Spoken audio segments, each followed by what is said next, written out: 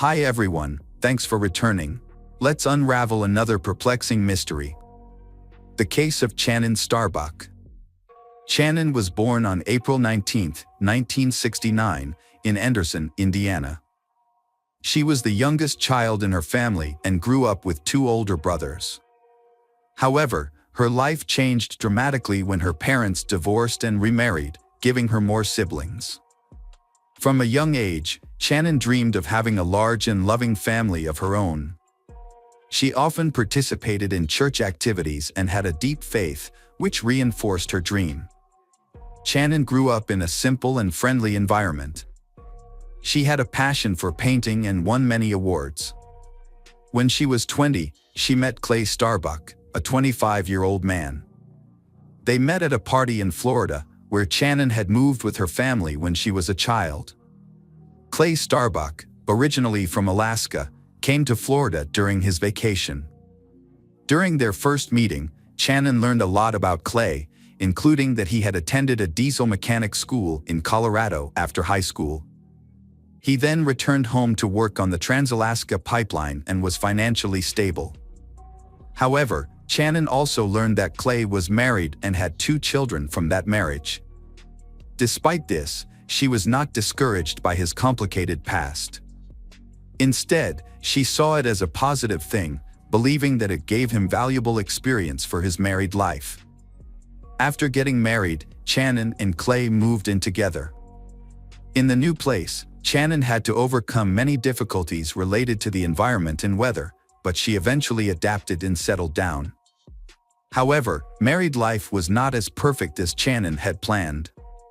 Chanin and Clay were often apart because of Clay's work, but their love helped her overcome her loneliness and wait for the day they could reunite. During that time, she cared for Clay's children from his previous marriage and had more children. In 1996, the Starbucks family welcomed their son Austin, followed by his brother Blake 3 years later. When their daughter Logan was born, the family was even more excited. However, Logan was soon diagnosed with autism spectrum disorder, adding to the challenges of family life. Chanin had to deal with Logan's illness and try to support her daughter. She became a more caring and nurturing mother to her children. She spent time on health care, education, and community activities. But while she focused on raising her family, she did not realize that her husband was having an affair at work. As time passed, the Starbuck family continued to grow, and Chanin welcomed another daughter, Serena. Despite the hardships of life, she still tried to keep her family happy. But her husband's secret eventually came to light, and it would change her life forever. In 2000, Chanin filed for divorce after experiencing a great shock and feeling deeply betrayed. However, she still had feelings for Clay and decided to move to Arizona to start a new life. This attempt failed because she still loved Clay. When Clay contacted her and begged her to come back, Chanin believed that he had repented and decided to give him a second chance. In 2001, Chanin and Clay welcomed their fifth child, Marshall. However, Marshall's birth created new disagreements. Even an official remarriage in 2006 could not save their broken relationship. After the remarriage, the family moved to Deer Park in Spokane County, Washington. Clay continued to work at his previous job, which led to him being away from home often. Chanin had to manage her family and children on her own. However, suspicion continued to poison their marriage, which was affected by the long separations and breakups that occurred during their relationship. Finally, in 2010, Chanin and Clay divorced for good. When she turned 40, Chanin decided to rebuild her life once again. She still hoped that she could experience the joy of love. She was also determined not to repeat the mistakes of the past. Even when Clay was seriously injured, she chose not to get back together with him. Instead, she chose to support her ex-husband and provide help when needed. In February 2011, Clay quit his job and decided to settle down permanently in Deer Park. This brought him closer to his children and also closer to Chanin. However, He still hoped that Chanin would come back to him, but Chanin did not share the same views. After finding freedom, Chanin enjoyed her new life. Austin and Blake then moved in with their father, and they were happy to be away from their mother's constant supervision. Chanin found a part-time job and enrolled in a dental assistant course after her divorce. She had to take care of her family and provide for her children, especially when her ex-husband stopped paying child support due to illness. However, she still had another man to support her in case of emergency. Her children often stayed with this man every Wednesday and on the second and fourth weekends of the month. After completing the course and receiving her certificate, Chanin was proud and began to pursue a new dream. She created a profile on a dating website, hoping to meet a man who was worthy and could help her forget her past. She still regretted spending so many years with Clay, a man who did not appreciate her. However, one morning in December 2011, her dream was suddenly ended. On December 2, 2011, the police were notified that Chanin was unreachable. Her ex-husband, Clay Starbuck, was the first to report. He reported that he had not been able to contact his ex-wife since December 1 around 3 p.m. Chanin had texted her daughter that she could not pick them up from school because she was not feeling well and asked her father to pick them up. However, his phone was turned off, so he did not know about her text. The two children, Marshall and Serena, were tired and hungry. As a result, Logan, 15, decided to call his brother and ask him to drive them to their father's house, which was a few blocks away. When they arrived, Austin said he had not been able to contact his mother either. She may have turned off her phone to rest and recover. Austin took the children to Clay's house. Clay was not expecting them but was very happy to see his children again. After the divorce, the older children lived with him, while the three youngest children lived with their mother.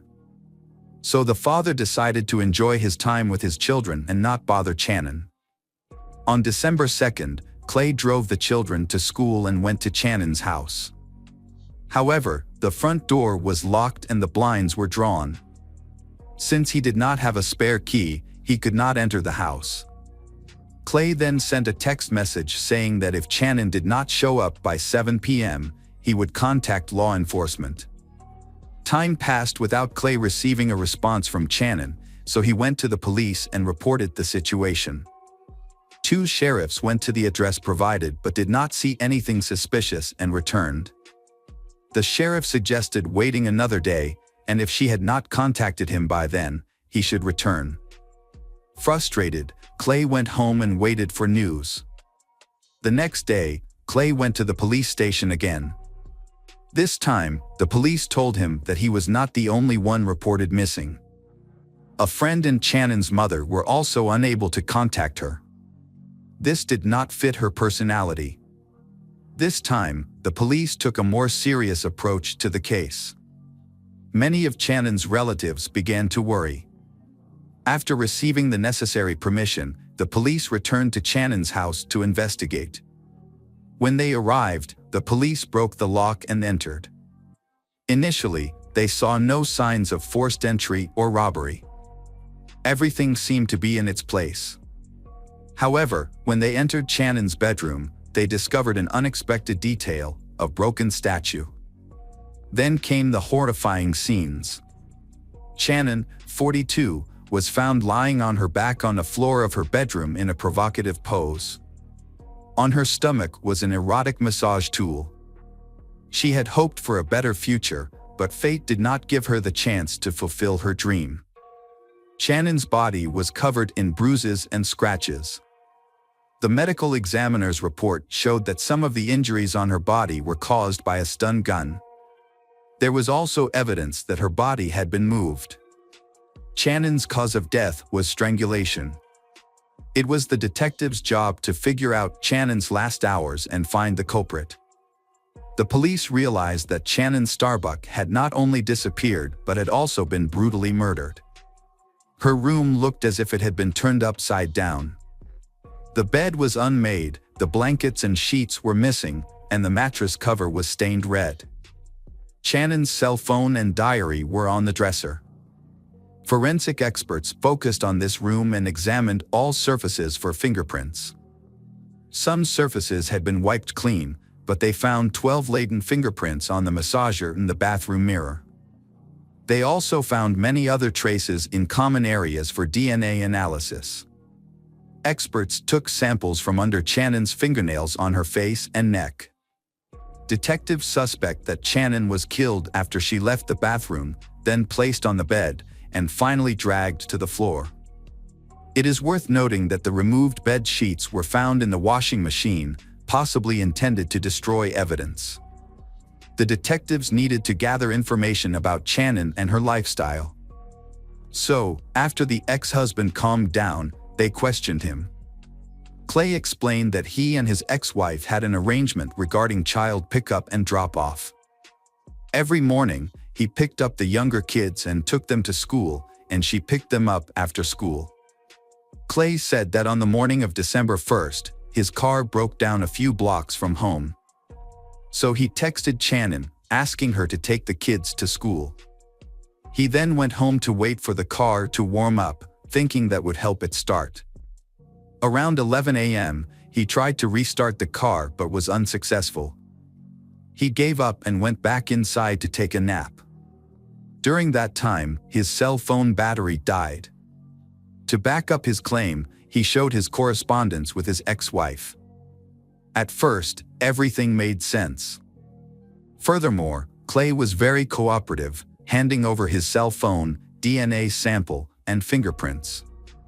He also confessed that he was worried about Chanin because the divorce had made her more vulnerable. In addition, he shared that because she was single, Chanin had registered on a dating website and had many admirers. According to Clay, it is possible that Chanin had several lovers at the same time. He believes that one of them may have caused her death. However, he could not name them specifically due to a lack of information.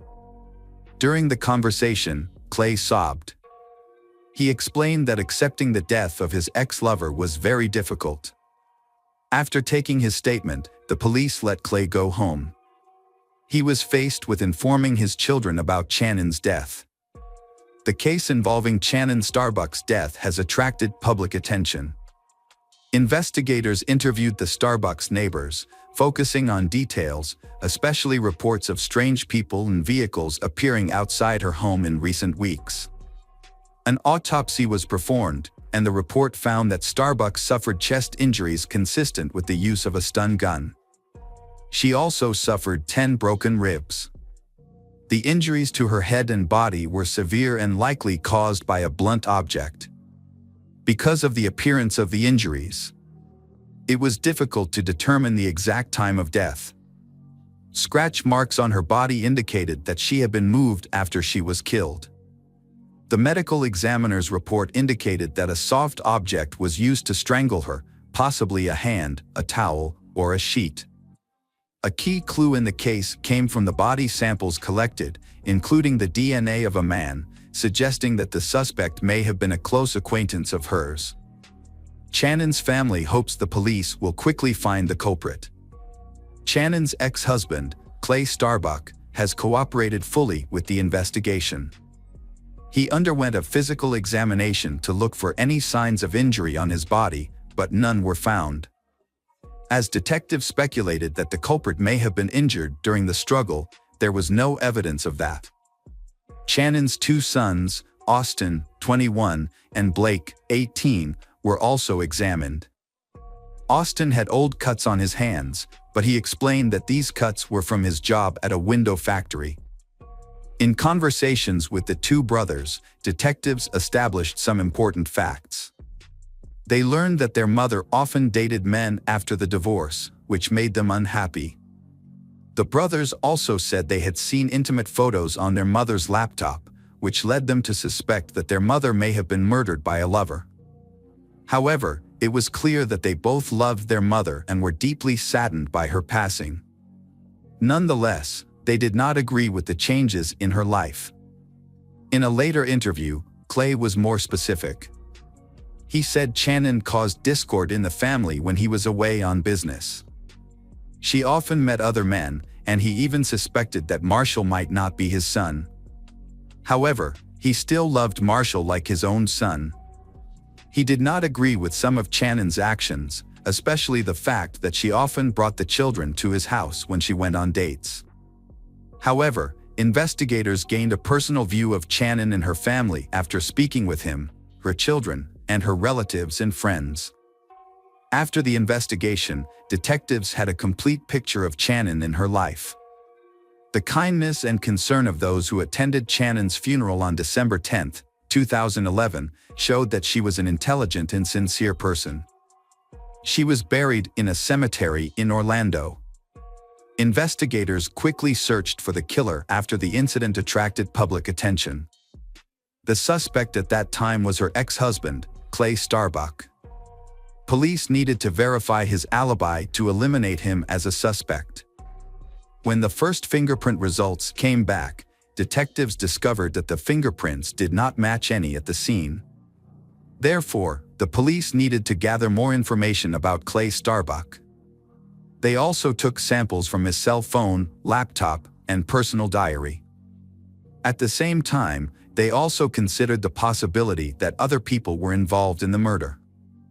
After a thorough examination of Starbuck's cell phone, detectives added several names to the suspect list. One of them was someone Chanin had connected with through a dating site.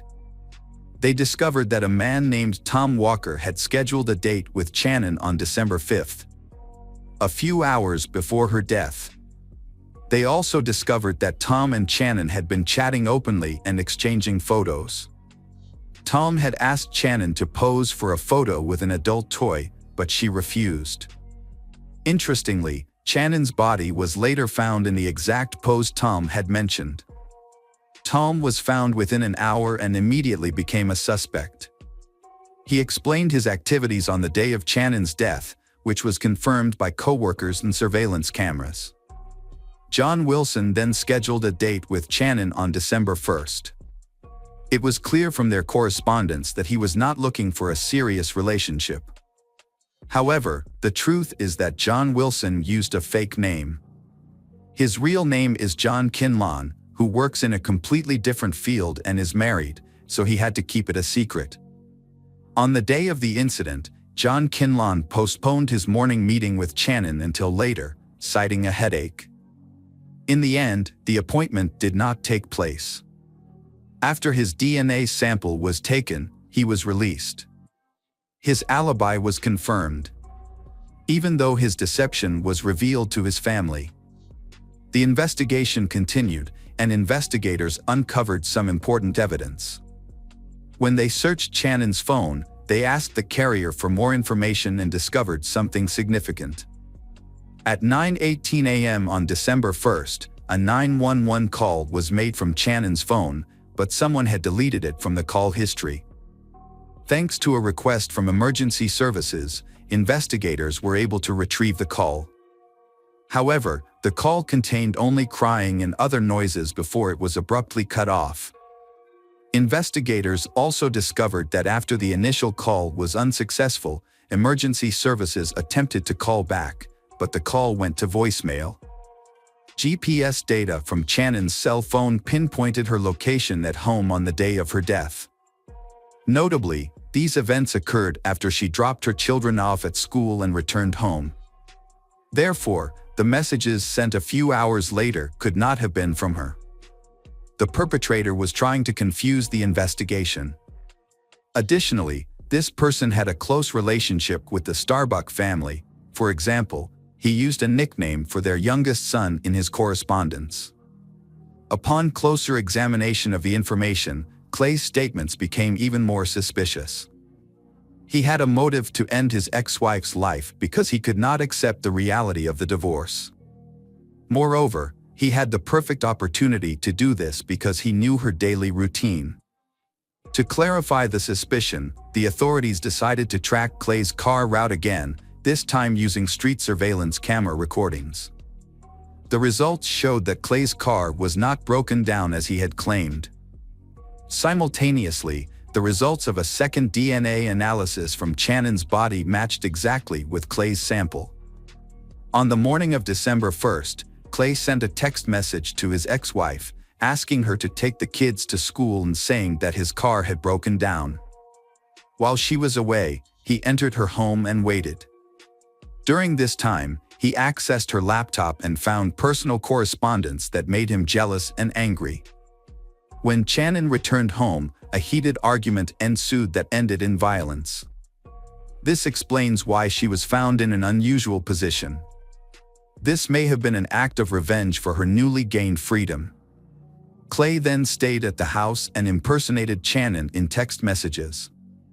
It seems that he had long intended to harm his ex-wife. The words of a friend of Chanin's took on new meaning for detectives. In one conversation, the friend mentioned that Clay and Chanin's relationship was not normal. Chanin confessed that she was fed up with Clay's constant control and criticism. She was afraid of divorce because she feared that he might one day hurt her. Between June and November 2011, Chanin contacted the police several times, accusing her ex-husband of stalking her. She felt unsafe even in her own home and therefore did not trust anyone with a key. She eventually managed to obtain a restraining order against Clay, so their communication was limited to text messages. A careful examination of Chanin's diary makes it clear that she was not only afraid of her ex-husband but also believed that he was turning the children against her. Clay fabricated lewd stories and portrayed her as promiscuous. The children's reaction to their father's arrest on February 6, 2012, is therefore not surprising. They refused to believe his involvement. The children were unfazed by the fact that a tracking program was found on Chanin's laptop and a hard drive labeled Chanin's desktop was found in Clay's home, along with printed correspondence. The older children doubted the authenticity of the DNA analysis, believing that the accusations against their father were unfounded and that the case was fabricated. However, the views of law enforcement and other relatives were different. The prosecution was convinced of Clay's guilt, relying on a large amount of physical and testimonial evidence. In June 2013, justice prevailed, and Chanin Starbuck was convicted of first-degree murder with aggravating circumstances and disrespect for human remains. He was sentenced to life in prison without the possibility of parole. In 2015, Clay's attorney filed an appeal of the sentence, but it was denied. To this day, Clay remains behind bars at the Airway Heights Correctional Facility in Spokane County. Chanin's loved ones mourn her sudden passing, but their hearts are even more broken by the thought that her children sided with their father. He was so obsessed with his ex-wife that, in his quest for revenge, he forgot the consequences, leaving his children orphaned. Hi there, investigators. It's time to uncover the truth behind another case. The case of Callie Ann Poulton. Callie Ann Poulton was born on September 20, 1989, in Rochester, New York. As an only child, she received all the love and attention from her parents. However, when Callie turned 3, her parents decided to divorce, and she stayed with her mother, Judy. Despite the divorce, Callie's father maintained a good relationship with Judy and regularly visited his daughter. After the divorce, Judy moved to a quiet suburban apartment complex in Rochester. Although Callie's father helped with childcare, Judy faced financial difficulties. To make ends meet, she took on a part-time job delivering magazines to her neighbors. Her goal was to save enough money to take Callie on a trip to Disney World the following summer. On the evening of May 23, 1994, Judy was preparing for her delivery shift. She was at home, inserting leaflets into the magazines, when Callie asked to go for a walk. It was an evening, and Callie wanted to ride her tricycle.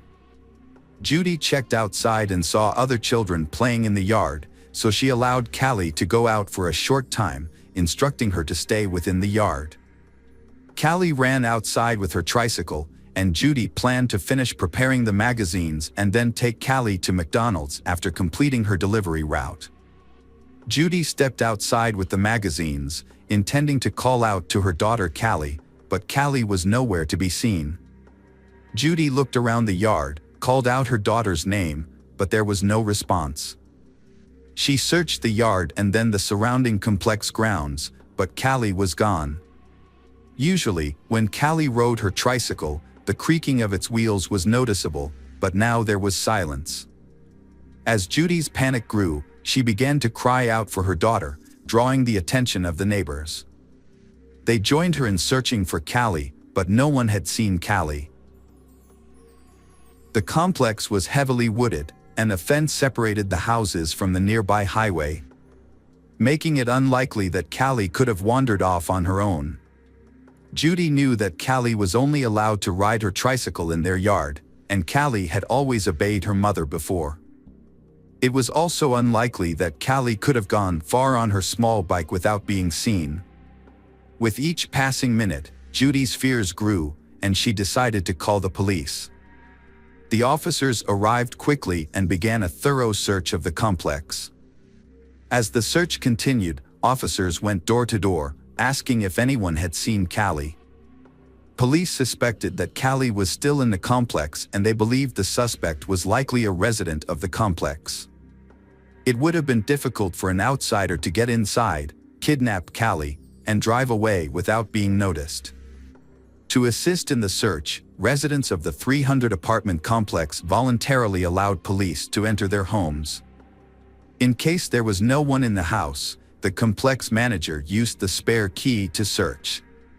Unfortunately, searching each apartment yielded no results. Callie and her bike were not found. After an all-night search, the case was reclassified as a kidnapping at around 4 a.m. A specialist unit took over the case and detectives questioned Judy about possible enemies. They asked Judy if Callie's father was involved, but Judy ruled this out and said he had no motive. Detectives also asked if Judy had noticed anyone suspicious among the residents. She mentioned Mark, a 22-year-old man who had just moved in with his wife and young son. Judy noticed Mark's behavior was unusual. Judy and Mark spoke briefly a few times, and during one conversation, Mark commented that Callie was beautiful.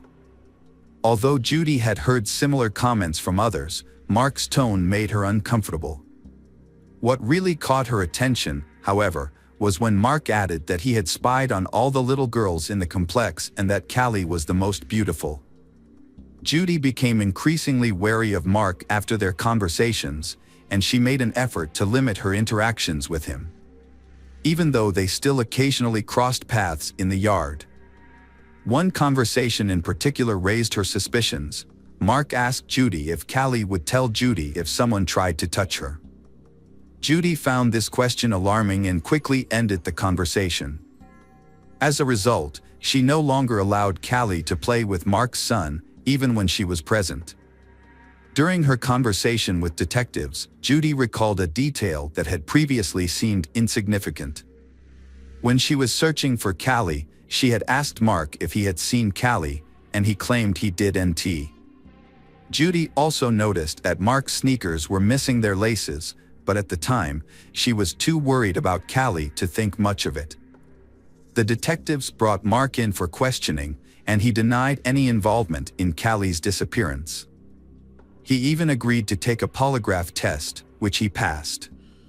However, Judy's own account provided Mark with an alibi, as she had seen him on the playground with his son at the time she was searching for Callie. The police also searched Mark's apartment but found no sign of Callie or her bicycle. As a result, Mark was no longer considered a suspect, and the investigation continued without any leads. The police investigation into Callie's disappearance began by questioning her mother, Judy, as a standard procedure. Judy cooperated fully, answering all their questions, but she found it distressing that the police were focusing so much on her when they had no other leads. As the search for Callie continued, the case received widespread attention, with news reports, billboards, and flyers throughout the city. The police received over 1,000 of tips, but unfortunately, each one led to a dead end, and the case remained unsolved for months. Despite the lack of progress, Judy remained hopeful that her daughter would be found alive. She quit her job to devote all her time to the search, printing and posting flyers, contacting media outlets, and working tirelessly to keep the case in the public eye. With the help of some compassionate supporters, she was able to raise $100,000 as a reward for any useful information. Judy's efforts led to national television coverage, including appearances on The Oprah Winfrey Show and a popular TV show about unsolved crimes. Judy also partnered with local businesses to distribute flyers in their offices, establishments, and on commercial vehicles. She even convinced 2 airlines to include the flyers in ticket envelopes. Although these efforts generated new leads, the police were unable to make any significant progress in solving the case. The turning point in the case occurred when a woman called the police on August 9, 1996 to report a serious argument with her husband. She was tired of his strange behavior and wanted a divorce. In an attempt to persuade her to stay, the husband confessed to a shocking crime: he had killed Callie. The woman was stunned and immediately called 911 and revealed her husband's identity to the police.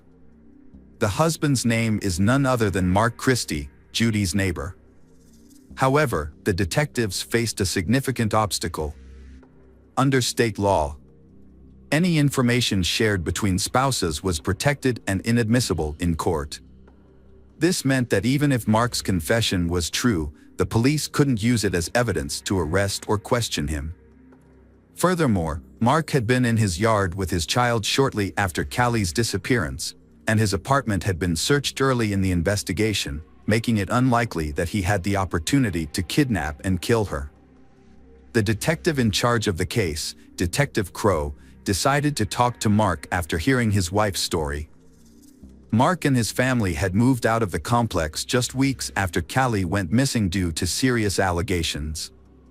Mark had been accused by the 2 girls' parents of standing naked in front of his house, which made the detective suspicious.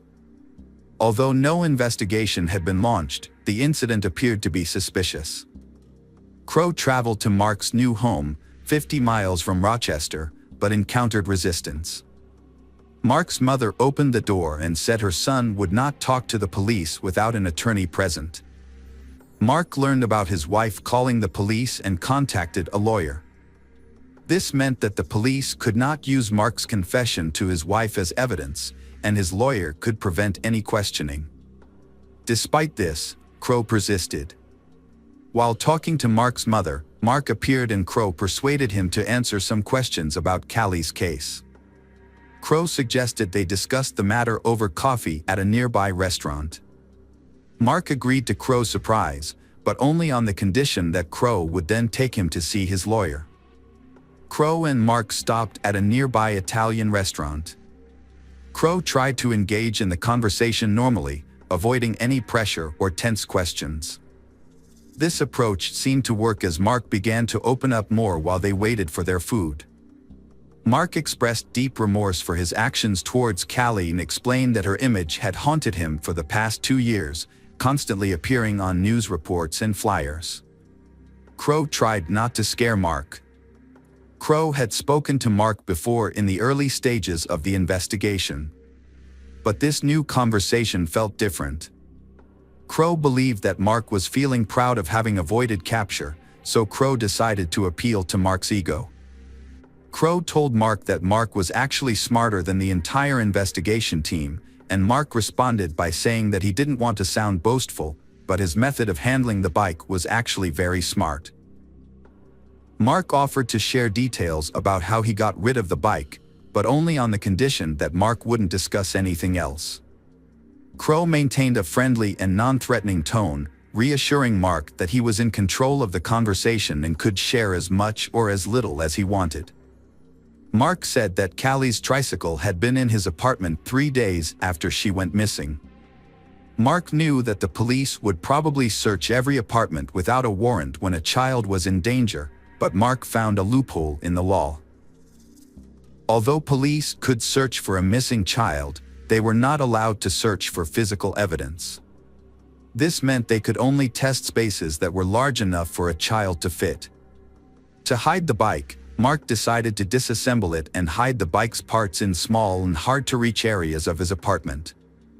He wrapped some parts in clothes and put them in the closet, and put other parts in small bags and took them out to the car.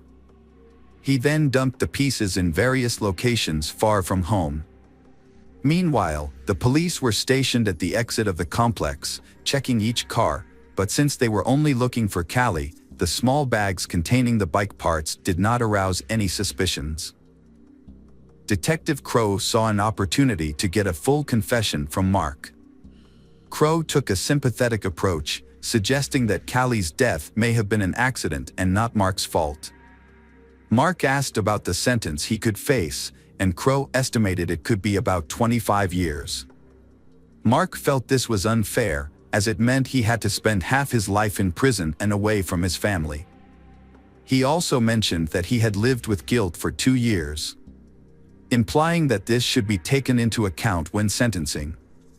Despite Mark's questionable logic, Crow continued to encourage Mark to confess, suggesting it would bring him relief. Mark agreed to tell the truth, but only after consulting with a lawyer. Crow knew that Mark's lawyer would advise Mark against confessing to a crime without solid evidence. So, Crow decided to be straightforward with Mark, explaining that if he didn't tell the truth, Callie's parents would never know what happened to their daughter. Mark responded by saying that Callie hadn't suffered. Crow senses that Mark was confessing and encourages him to do the right thing. Mark looked at Crow and finally admitted to his actions. He repeated that Callie hadn't suffered and Mark confessed to strangling her with his bare hands. He then added that he hadn't done anything else to her. Mark recounted the events of that evening, explaining that Callie had come to his apartment and asked to play with his 1.5-year-old son. Mark let her in and took her bike to the kitchen.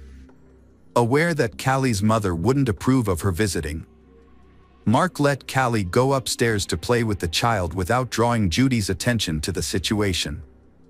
However, when Mark heard Judy calling out for her daughter in the yard about 10 minutes later, he panicked. He knew that Judy would be furious if she discovered that he had let Callie into his house without permission.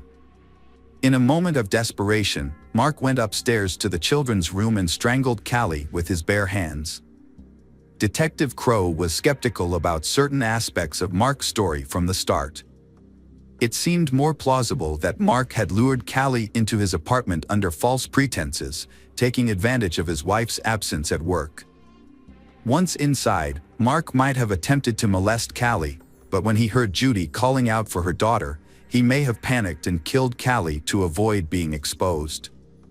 Crow recalled that Judy had seen Mark wearing sneakers without laces, which suggested that he had used them to strangle Callie.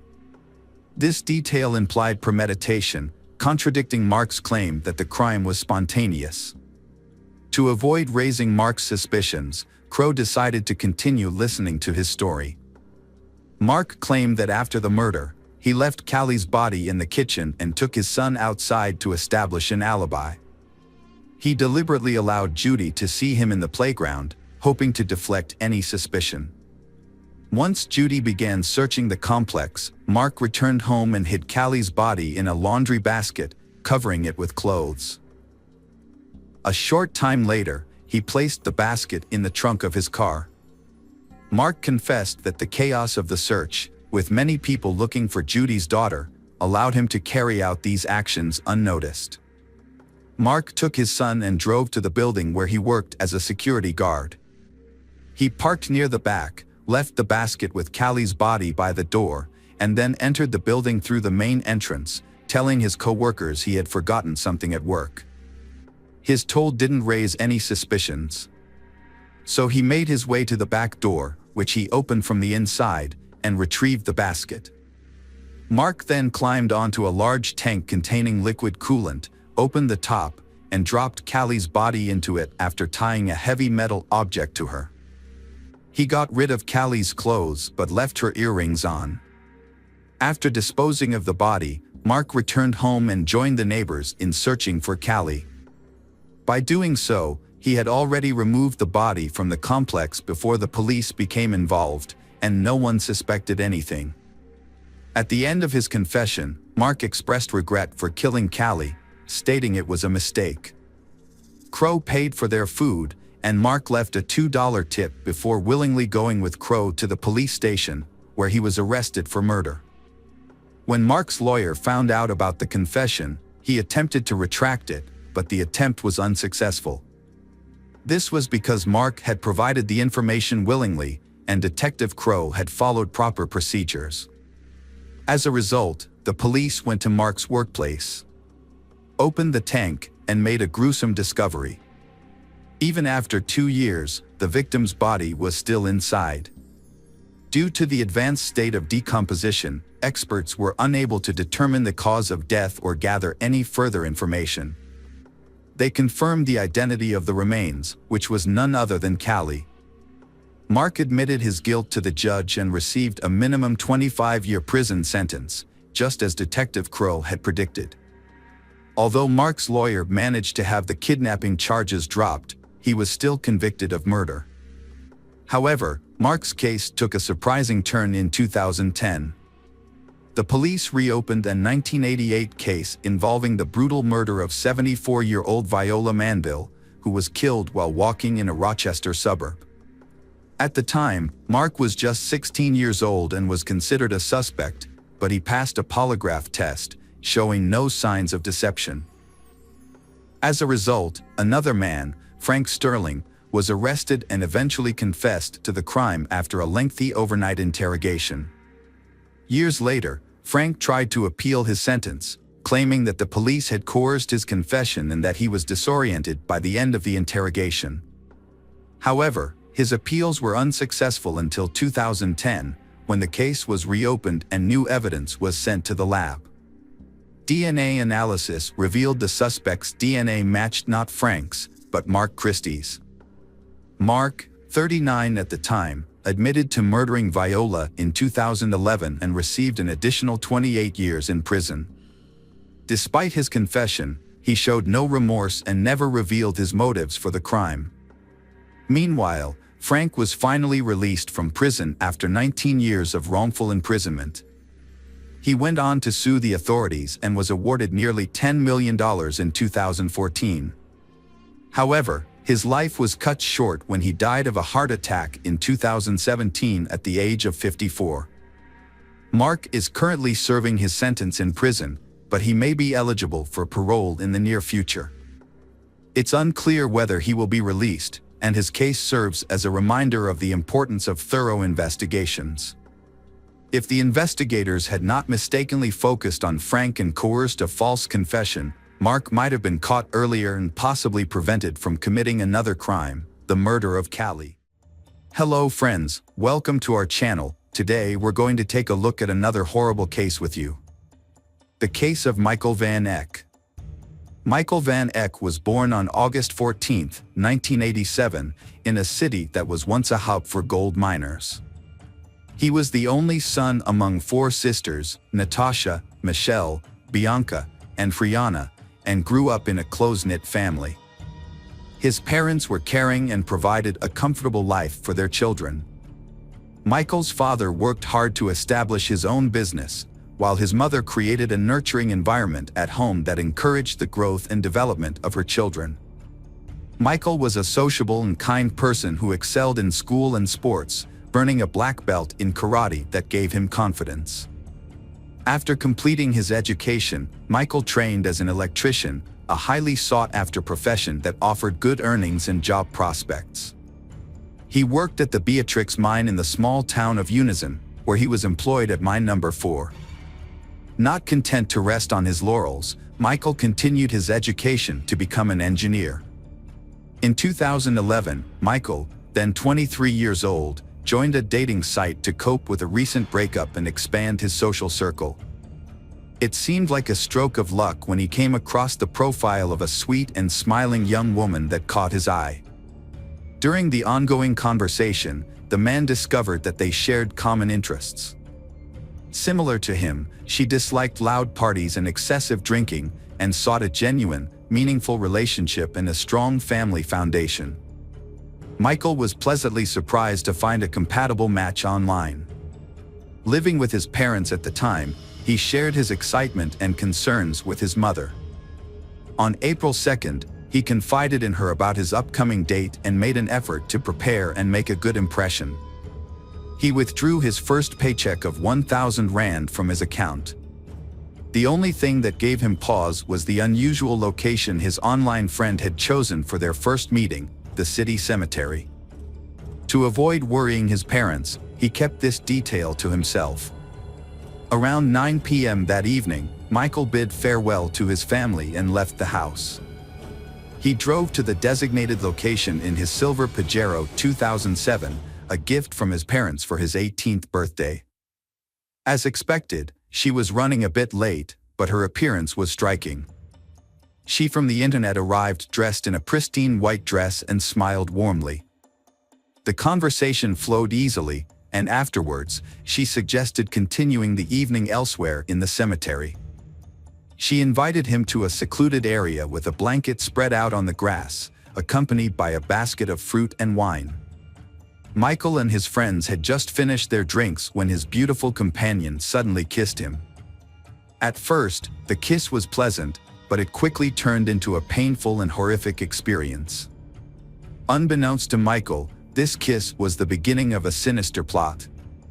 Chanin van Heerden was born in 1991 to parents who were struggling in their marriage. When her mother discovered she was pregnant, they decided to put their divorce on hold and try to work through their issues. However, their efforts were unsuccessful, and the situation at home continued to deteriorate. Unfortunately for Chanin, her mother resented her presence, seeing her as a constant reminder of her unhappy marriage. Even after the divorce, Chanin's mother held on to her negative feelings, making it difficult for Chanin to feel loved and accepted.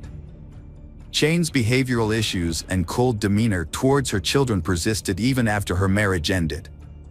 As a result, her 3 children felt isolated and misunderstood, with Chanin, in particular, struggling the most. From a young age, she became withdrawn and sullen, displaying psychological problems. Her behavior became increasingly disturbing, as she frequently talked about death and created confusing artwork. She also developed an imaginary friend named Azael.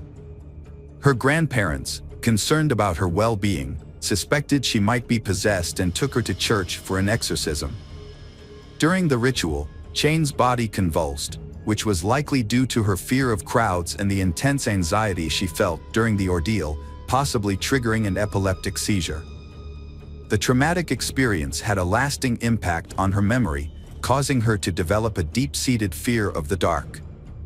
This phobia was further exacerbated by her mother's frightening statement that toys come to life at night, leading Chanin to take drastic measures to protect herself, such as taping her doll's eyes shut and restraining them with shoelaces. Chanin's mental condition took a turn for the worse as she entered preteen years. At 10 years old, she had a disturbing episode where she threatened a family guest with a knife while visiting her father. This incident prompted her family to seek professional help, and she was evaluated by a specialist who prescribed sedatives. The medication had a positive impact on her mood and overall well-being for a time. During a period of calm, Chanin's father made a conscious effort to spend more time with her, often picking her up from school and taking her on hunting trips. He hoped that by sharing his hobby, he could provide her with the attention and connection she craved. Chanin found enjoyment in her father's activities, particularly in tasks like butchering and skinning animals. However, this fascination led her to begin collecting and bringing home the carcasses of small animals, starting with rats and birds, and escalating to cats and dogs. She also took to cutting flesh and occasionally self-inflicted injuries. As it turned out, around age 12, Chanin had befriended a man who introduced her to substance use and took advantage of her vulnerability. Fortunately, she ended the toxic relationship on her own, although her sisters had initially kept the situation hidden from their parents. Chanin's emotional state was negatively affected by her chaotic childhood. At the age of 15, her mother left for New Zealand, where she started a new relationship and never returned to care for her children. Chanin and her siblings were left in the care of their father and stepmother, who did their best to provide for them, but struggled to understand the depth of Chanin's emotional issues. Her family initially attributed her behavior to typical teenage struggles. However, her situation took a turn for the worse when she became involved with a 22-year-old man who was interested in Satanism, occultism, and voodoo cults. He had a profound influence on Chanin, but his cruel nature often left her feeling belittled and suppressed. Fortunately, Chanin's life began to turn around with the support of her family and therapy. By the time she turned 17, she had distanced herself from the negative influences in her life, graduated from high school, and enrolled in college to study art and graphic design. As she lost interest in Satanism and stopped using substances that were harming her, her emotional well-being began to improve. Chanin thrived in her studies and landed a job in her field, where she received support from both her colleagues and management. She discovered a natural talent for visual arts, earning her respect and recognition in her profession. At the same time, she began a romantic relationship with a man named Warren. To those outside her inner circle, Chanin's life seemed perfectly ordinary. Her family and close friends avoided discussing her past, hoping that the difficult times were behind her. However, it was unclear what was happening beneath the surface. It's possible that her inner struggles were simply waiting to resurface. Her father, in particular, was overjoyed for Chanin, believing she had finally found stability and would soon get married. However, his expectations were not fulfilled. A surprising challenge arose from Warren's friend Roy, a self-proclaimed sensitive person. Although Chanin came across as kind and friendly, Roy detected something off-putting and even evil about her. He suspected that Chanin might be unfaithful to his friend, so he decided to confront her about it. However, instead of answering his question, Chanin became enraged and spat in his face, telling him to stop asking her ridiculous questions. At a party, Chanin noticed Martin, a 24-year-old from a well-respected family. Despite his calm and sociable nature, rumors surrounded him. Born into a privileged family, Martin had a happy childhood, excelling academically and behaving well. However, at 6, he began experiencing hallucinations, convinced by an entity that he possessed incredible strength. As he grew older, his mental health declined, and his behavior changed due to struggles at school and home. At 14, Martin was hospitalized for psychiatric treatment and diagnosed with schizophrenia. Unfortunately, standard treatments were ineffective. His financially secure family dedicated themselves to finding alternative medications, eventually discovering the necessary drugs to control his condition, except for occasional aggressive outbursts. Martin was deeply affected by witnessing a stray cat being attacked by dogs. Instead of feeling revulsion or sympathy, he chose to hide the cat's body and observe it. This disturbing incident marked the beginning of his animal torture. He eventually dropped out of school and started working with his father in the carpentry shop, aspiring to follow in his family's footsteps. As he worked, his condition showed signs of improvement, and he lost the desire to harm animals. Feeling in control, he made the decision to stop taking his medication, despite concerns from those around him. However, this decision ultimately proved to be a grave mistake. Martin's mental state gradually declined, and it was during this time that he met Chanin. Their relationship seemed happy and normal to outsiders, and their parents were initially pleased with their union. But neither set of parents was aware of the dark history of their children, and their relationship ultimately led to devastating consequences. Initially, they was outgoing and social, attending parties and interacting with others. However, acquaintances began to notice cuts on their hands, which they jokingly attributed to intimate experiments. Over time, they became increasingly reclusive and developed an interest in dark and occult practices, including Satanism and voodoo cults. They also became fascinated with notorious serial killers.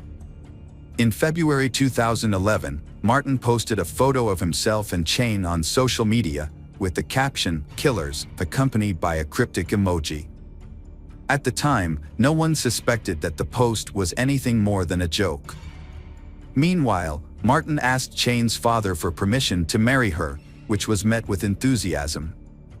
However, unbeknownst to those around them, they harbored a sinister secret. Instead of dreaming of a future together, they fantasized about ending their lives in a violent manner. These dark fantasies eventually evolved into a twisted plan to torture and kill homeless individuals. They even practiced their twisted intentions on animals, due to unable to find a suitable human victim to carry out their heinous plan. Chanin created a profile on a dating site, which caught the attention of a young man named Michael Van Eck. Chanin and her partner, Martin, targeted Michael for their sinister plans. They began flirting with Michael online, and after a few days, Chanin suggested they meet in person. Despite the unusual location, Michael agreed to the meeting. Chanin and Martin carefully planned the encounter, considering every detail, including their attire and the means to commit a crime. Chanin approached the meeting prepared, while Martin hid behind tombstones, waiting for a signal. When Chanin kissed Michael, it was the agreed-upon signal for Martin to attack. He struck Michael with a knife from behind, but Michael unexpectedly resisted. Chanin intervened, and together they inflicted around 30 knife wounds on Michael. As Michael begged for an end to his suffering, Martin slit his throat, ultimately killing him. The perpetrators then dragged the body onto a blanket and began to carry out their plan. They cut off the victim's legs at the knee and severed his head. The dismembered body parts were placed in bags. The perpetrators attempted to bury the body at the site, but they encountered a problem that they had no shovels. As a result, they were forced to dig a shallow grave using only their hands and knives. After managing to bury the body only halfway, the perpetrators left the scene, taking the severed body parts with them. They used the victim's vehicle to make their getaway, with Martin initially driving, but later handing over control to his accomplice. However, the adrenaline rush from their crime made it difficult for them to focus on the road. Once they arrived home, they stored the bags containing the body parts in the refrigerator, treating them like ordinary groceries. After Martin had somewhat composed himself, he got into the victim's car and drove it to a high-crime neighborhood, hoping that it would be stolen. He left the car unlocked with the keys in the ignition to make it an easy target. A cemetery worker noticed bloody stains and torn clothing in the bushes near the grave. After alerting his supervisor, they called the authorities to report the gruesome find. The police were immediately notified, and an investigation was launched. Meanwhile, Michael Van Eck's parents were frantic with worry. Their son had been unreachable since the previous evening, which was unusual, even if he had stayed overnight with his internet girlfriend. When Michael failed to show up for work, his employer called his parents to ask about his absence. Around the same time, police received a report about an abandoned car with blood stains on the trunk. The vehicle was identified as belonging to Michael Van Eck through a database search. Further investigation revealed that the car had been parked at the cemetery for an extended period. With this new information, police officers visited the Van Eck residence, where they confirmed their suspicions. Michael's mother had been searching for him since the previous day. The officers then asked her to come to the cemetery, where forensic experts and search dogs were working to locate missing body parts. The investigation revealed that the victim's mother identified her son's body through distinctive burn marks he had sustained in childhood. The autopsy confirmed that the victim had suffered multiple knife wounds and showed signs of a struggle. The body had been dismembered after death, which suggested that the perpetrators had some level of expertise in this area. The number and nature of the wounds, as well as the strength required to subdue the victim, indicated that multiple attackers were involved. DNA testing later confirmed the identity of the victim as 23-year-old Michael Van Eck. During the investigation, police seized the victim's cell phone and computer, which revealed that the last person he had communicated with was Chanin Van Heerden. According to their messages, she had invited him to meet at the cemetery on the night of his death. Detectives brought Chanin in for questioning, and she arrived with her boyfriend, Martin. Both were interviewed separately and eventually confessed to being involved in the victim's murder. Upon learning of the incident, Chanin's father rushed to the station, where he was shocked to hear the accusations against his daughter. When he asked her if the allegations were true, Chanin calmly confirmed her involvement and stated that she would willingly do it again. She claimed that she had fantasized about committing such a crime ever since she started hunting with her father. This cruel confession shocked not only her father but also everyone present. As the case gained public attention, Chanin's boyfriend, Martin, also showed no remorse. Instead, he seemed to enjoy the public scrutiny and posed for cameras. It became clear that neither Chanin nor Martin felt any regret for their actions. Investigations revealed that they had planned to take their own lives if caught, but Martin's changed his mind, and Chanin followed suit. They wanted to live a life of notoriety, embracing their dark impulses. A search of their apartment revealed a disturbing environment.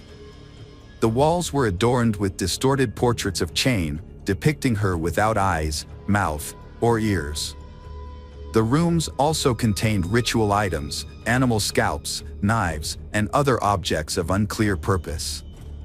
Police found the deceased young man's belongings, including his glasses and wallet, which Martins later confessed they had taken to prepare their next crime.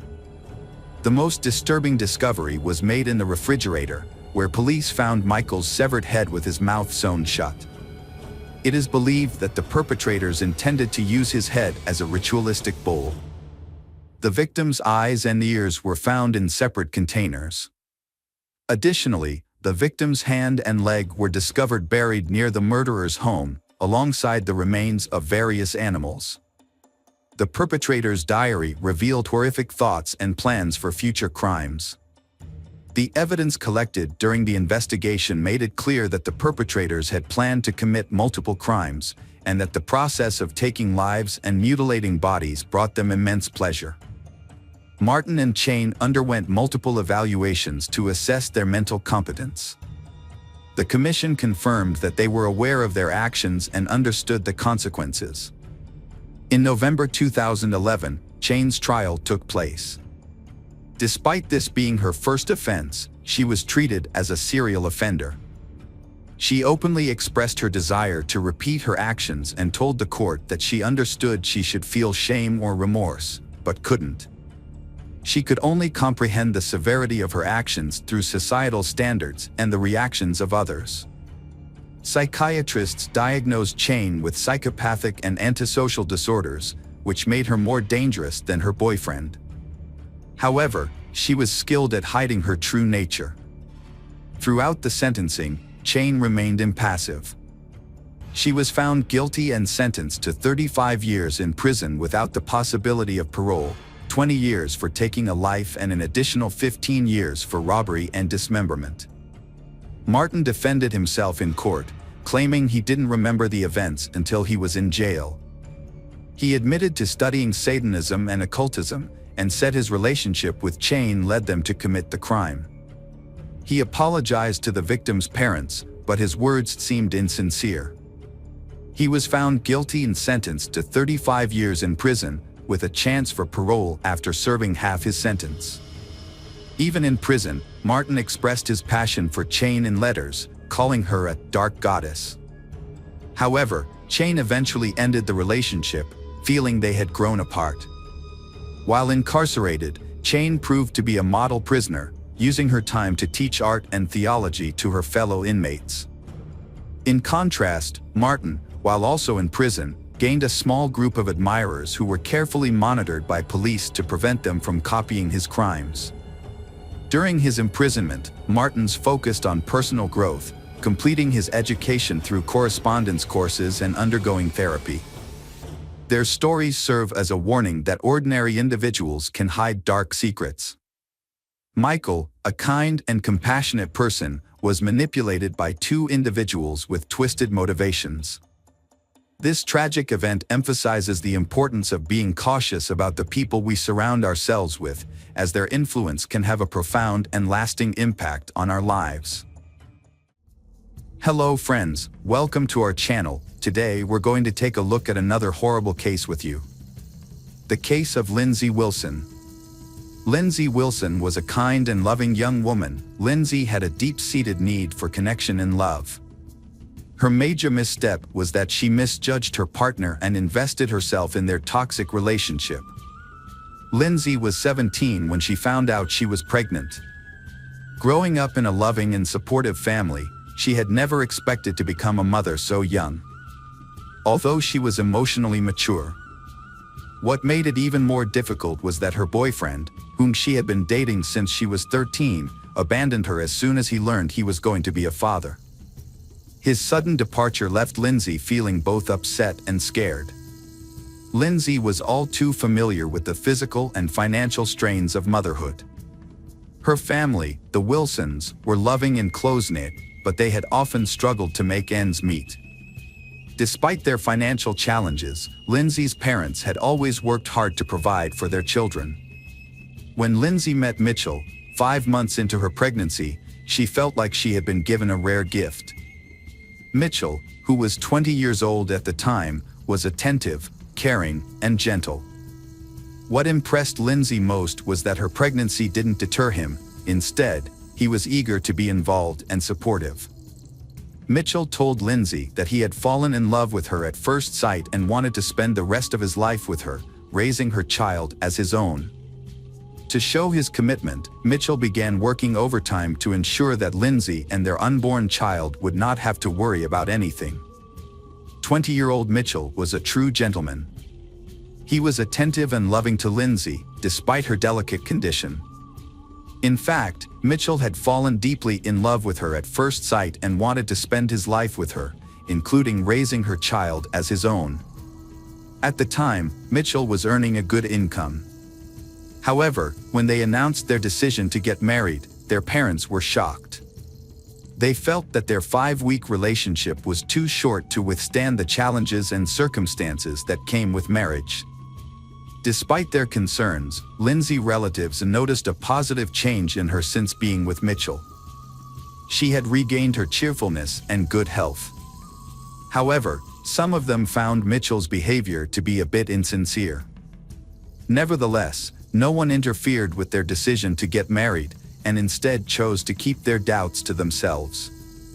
The wedding took place in August 1995, surrounded by a small, intimate group of family and friends, mostly from the bride's side. The groom's side was noticeably underrepresented, with only his parents, a brother, and 2 friends in attendance. Despite the celebratory atmosphere, Lindsay relatives couldn't shake off their uneasy feelings about the union.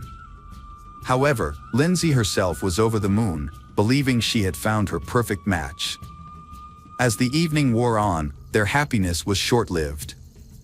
A disagreement erupted, and the newlyweds' argument played out in front of their guests. The reason for Mitchell's outburst seemed trivial, and his reaction was disproportionately intense. The situation escalated, with Mitchell grasping Lindsay's hand and violently shaking her, leaving everyone in attendance stunned and uncomfortable. Mitchell appeared agitated and threatening, causing concern. When he calmed down, he apologized to everyone and made light of the situation, attributing his behavior to holiday stress. Although Lindsay didn't think much of the incident at the time and soon forgot about it, it was actually one of the warning signs of their toxic relationship. After getting married, Mitchell and Lindsay moved into an apartment in Southport, away from their parents. They started their life together and soon welcomed a baby girl named Robin. However, Lindsay soon discovered that her husband had a volatile temper, which cast a shadow over the joy of their new family. Mitchell's moods were unpredictable. One moment he was happy and joking, and the next, he would become aggressive and unreasonable. She thought she was maintaining a delicate balance at home, but in reality, she was giving in to his control. He dictates her every move and gets angry if she misses a phone call or doesn't pick up. Their arguments often ended with Mitchell begging for forgiveness and declaring his love. For a while, it seemed that peace had been restored, but their cycle of arguments became more and more intense. Lindsay struggled to recognize who she once loved. She frequently shared her concerns with her relatives, who urged her to leave the relationship and end her suffering. However, Lindsay found it difficult to acknowledge her mistake and admit defeat. Lindsay's relatives noticed that she often dwelled on memories of the past. Whenever her husband promised to change and return to his gentle and caring ways, Lindsay wanted to believe him and waited for him to fulfill his promises.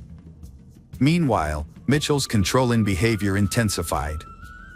He restricted Lindsay's freedom, forbidding her from going out alone in the evenings and eventually requiring her to be accompanied by him at all times. Despite his possessiveness, Mitchell was seen with other women, sparking Lindsay's suspicions of infidelity. Lindsay confided in her older sister about her concerns, sharing an incident where a woman visited their home, unaware that Mitchell was married. This revelation led to another argument, which escalated into physical violence. Physical abuse gradually became a part of Lindsay's life. To control her and protect his reputation, Mitchell started limiting her interactions with others. He began by restricting her contact with neighbors, friends, and acquaintances, and eventually with her family. Lindsay, unhappy and fearful of being caught and punished, tried to secretly maintain contact with her loved ones. Despite the problems in their relationship, Lindsay stayed with Mitchell. One reason was the comfortable life he provided. He had a good income, supported her and their child, and paid the bills, leaving her without any financial worries. Lindsay's life changed dramatically when she found herself pregnant again.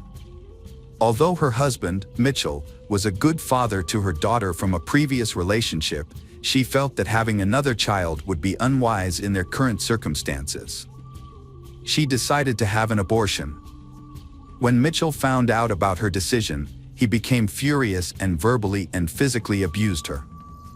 Lindsay packed her belongings and took her daughter to her parents' home. Her family was relieved to see her. At first, Lindsay was happy to be apart from her husband, Mitchell. But over time, she started to miss him.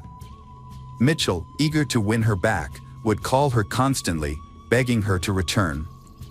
Despite initial reservations, Lindsay was eventually won over by Mitchell's claims that he had changed. Everything seems to be back to normal, they are even looking forward to another child. However, their happiness was short-lived. After 6 months, Mitchell's violent temper flared up again. Although he didn't harm Lindsay, who was pregnant at the time, he unleashed his fury on their apartment. He smashed furniture, ripped doors off their hinges, and damaged the walls. He even threw their television out the window and vandalized their car. The landlord, fed up with the destruction, demanded that they pay for the damages and move out. The family's financial situation became even more dire. As a result, they was forced to take out a significant loan and downsize to a smaller, more modest apartment. In October 1997, Lindsay gave birth to their son, Jack.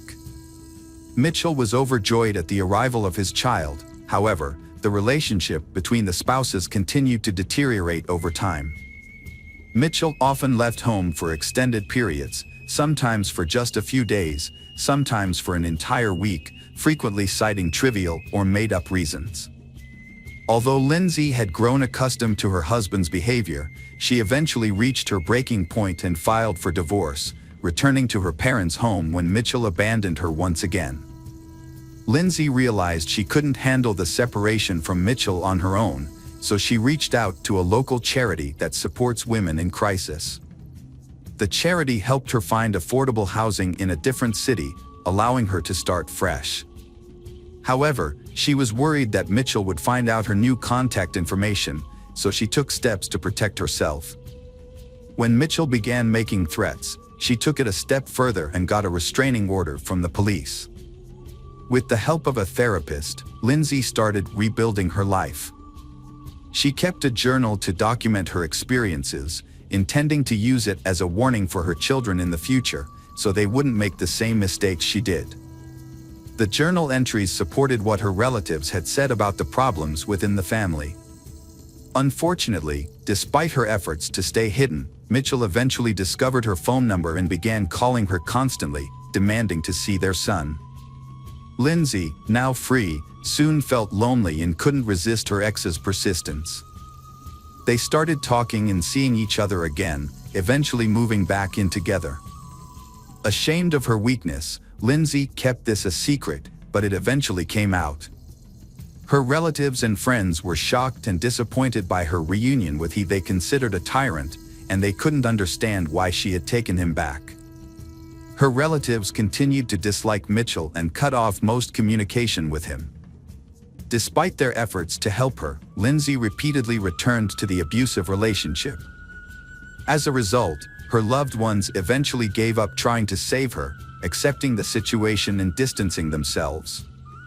This time, however, Lindsay's decision would prove to have devastating consequences. After Lindsay disclosed her situation, a social worker began monitoring the young family. However, the social worker reported that she had been unable to contact Lindsay for several weeks. Every time she visited the home, Lindsay's husband, Mitchell, would answer the door, and he was also the first to answer any phone calls. Despite the social worker's repeated requests to speak directly with Lindsay, Mitchell would make excuses and prevent her from doing so. The social worker would leave her contact information, but Lindsay never returned her calls.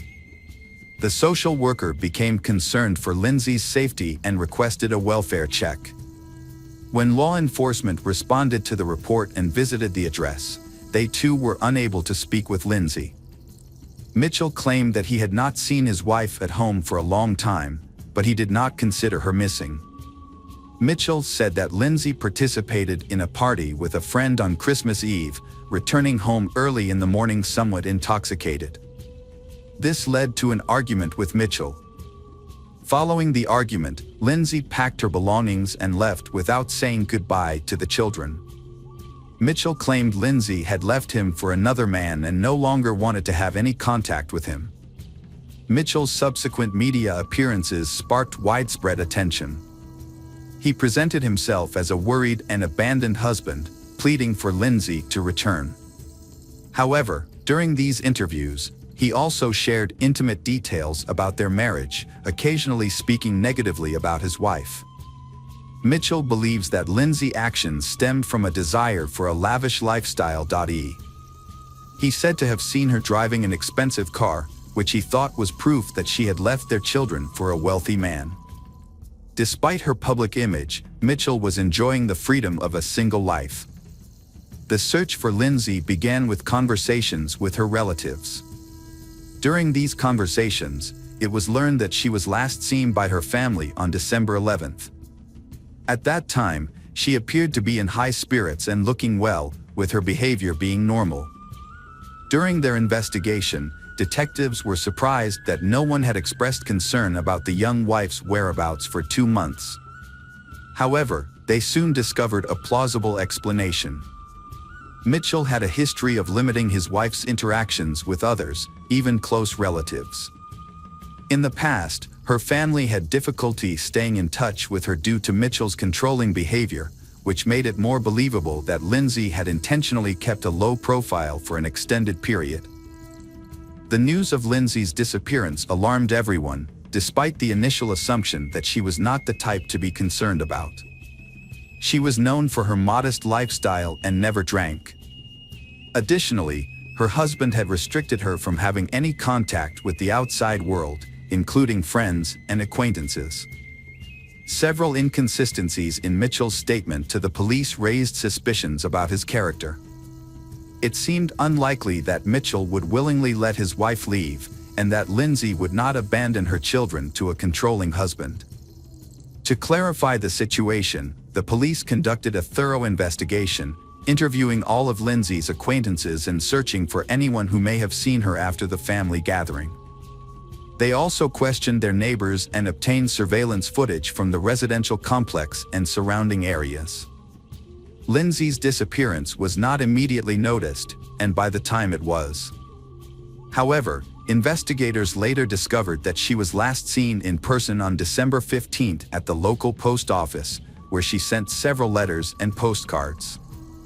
Her older sister confirmed that they met that day, despite Mitchell's disapproval. During their brief conversation over tea, Lindsay handed her sister a note and asked her to read it later. Unfortunately, the sister forgot about the note in her purse and was unable to find it later, leaving its contents a mystery. As the months passed, investigators grew increasingly suspicious that she was no longer alive, given her prolonged absence and lack of contact. Although they couldn't charge Mitchell without sufficient evidence, their suspicions about him intensified as they learned more about their history and relationship.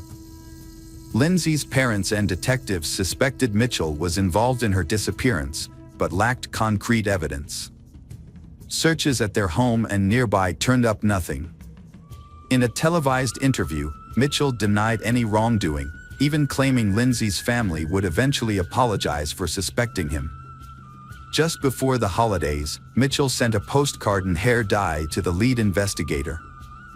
The postcard's sarcastic message mocked the detective, implying he needed confidence and to cover his gray hair. This gesture showcased Mitchell's arrogance, despite portraying himself as a victim in the media.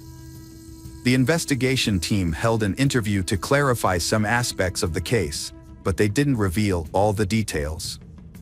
They suggested that Mitchell Key, a well-known family man, was not what he seemed to be. In 2000, Mitchell Key found himself at the center of a scandal when it was discovered that he had been forging his wife's signature to claim social benefits. Although this revelation indirectly supported the theory that he was involved in Lindsay's disappearance, the investigators had trouble making progress due to Mitchell's popularity. Many people defended him, arguing that as a single father, he needed financial assistance. Despite this, the detectives were able to charge him with fraud. Mitchell was found guilty and sentenced to a month of community service. Mitchell's situation took a turn for the worse. The forged signature of his missing wife raised more than a few eyebrows, and the public's outrage grew. As the criticism mounted, Mitchell's composure began to fray, and he lashed out at the media for invading his personal life.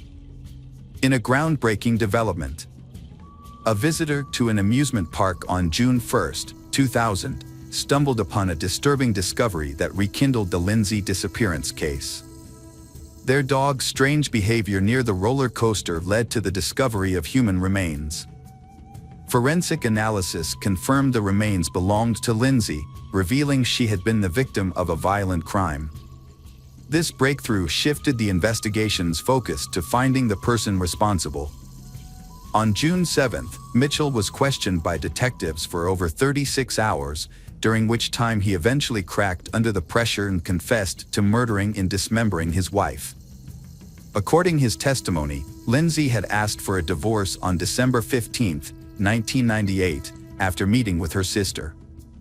This request enraged Mitchell, causing him to attack and strangle her in front of their children. He then hid her body in their bedroom, taking steps to conceal the smell. Realizing he needed help to dispose of the body, Mitchell turned to his brother Elliot, a butcher, for assistance. Although Elliot was initially hesitant, Mitchell eventually convinced him to help. While their children played in the next room, the brothers dismembered Lindsay's body and later scattered her remains throughout the city. The murderer showed no remorse or empathy during his confession. Instead, he seemed to take pride in his actions, saying that without his confession, they would never have been able to prove his guilt. He then led the authorities to the locations where he had hidden the victim's body parts. Unfortunately, her head and one hand were never found.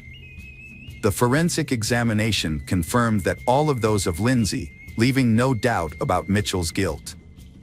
The trial of the Mitchell brothers took place in January 2001 and was a relatively straightforward process. Mitchell was found guilty of first-degree murder and received a life sentence with the possibility of parole after 17 years. A court-appointed psychiatrist observed that Mitchell displayed classic characteristics of a narcissist with sadistic tendencies. Elliot, Mitchell's brother, was sentenced to 7 years in prison for his role in covering up the crime. Lindsay's children were taken care of by her grandparents, who gave them their last name. 3 months after the sentence, the Wilson family faced another tragedy when one of Lindsay's older brothers, unable to cope with the loss, took his own life in the family's attic. In his goodbye note, he expressed his desire to reunite with Lindsay, saying he saw no point in living in a world he considered cruel. As of 2017, Mitchell Key, Lindsay's murderer, became eligible for parole, but as of January 2023, his parole requests have been denied 3 times. Welcome back, detectives. Let's dive into another horrible case, the case of Savannah Greywind. Savannah Greywind was born on August 9, 1995, in Burke County, North Dakota, to a family with a mix of cultural backgrounds. Her father is of European American descent, while her mother is a member of the Spirit Lake Sioux Indian tribe. Savannah had 2 brothers, Joy and Casey, and a younger sister, Kayla. Her parents, Norberta and Joe, were proud of their children. The family lived in Fargo, North Dakota, until Savannah was 9 years old. Then in 2005 they moved to Spirit Lake Reservation. Savannah loves nature and animals, especially horses. It was on the reservation that she met her partner, Ashton Matheny, when she was 15 years old. They remained together as they grew older. When it was time for college, the family moved back to Fargo. Savannah found work caring for the elderly at a nursing home. She studied to become a nurse and is preparing to take her exams in September. She was expecting her first child and was excited to start her life with Ashton. They had found an apartment and planned to move in together in early September. However, at the time of her pregnancy, Savannah was staying with her parents on the bottom floor of a 7-unit, 3-story apartment building. The building was also home to Brooke Cruz, a 38-years-old woman, and her partner, William Hone, who rented an apartment on the 3rd floor. Brooke's life was deeply affected by a past marked by hardship and complexity. The experiences turned her into a dark and emotionally disturbed person. Brooke had trouble managing her emotions and behaviors, often feeling anxious and angry. Brooke's fascination with mysticism and true crime stories began at a young age. As an adult, she studied the psychology of serial killers and attempted to understand their thought processes. Her writing reflected an obsession with human nature's darker side. Brooke saw 2 conflicting forces within people, good and bad, but her own life was a testament to the destructive power of unchecked darkness.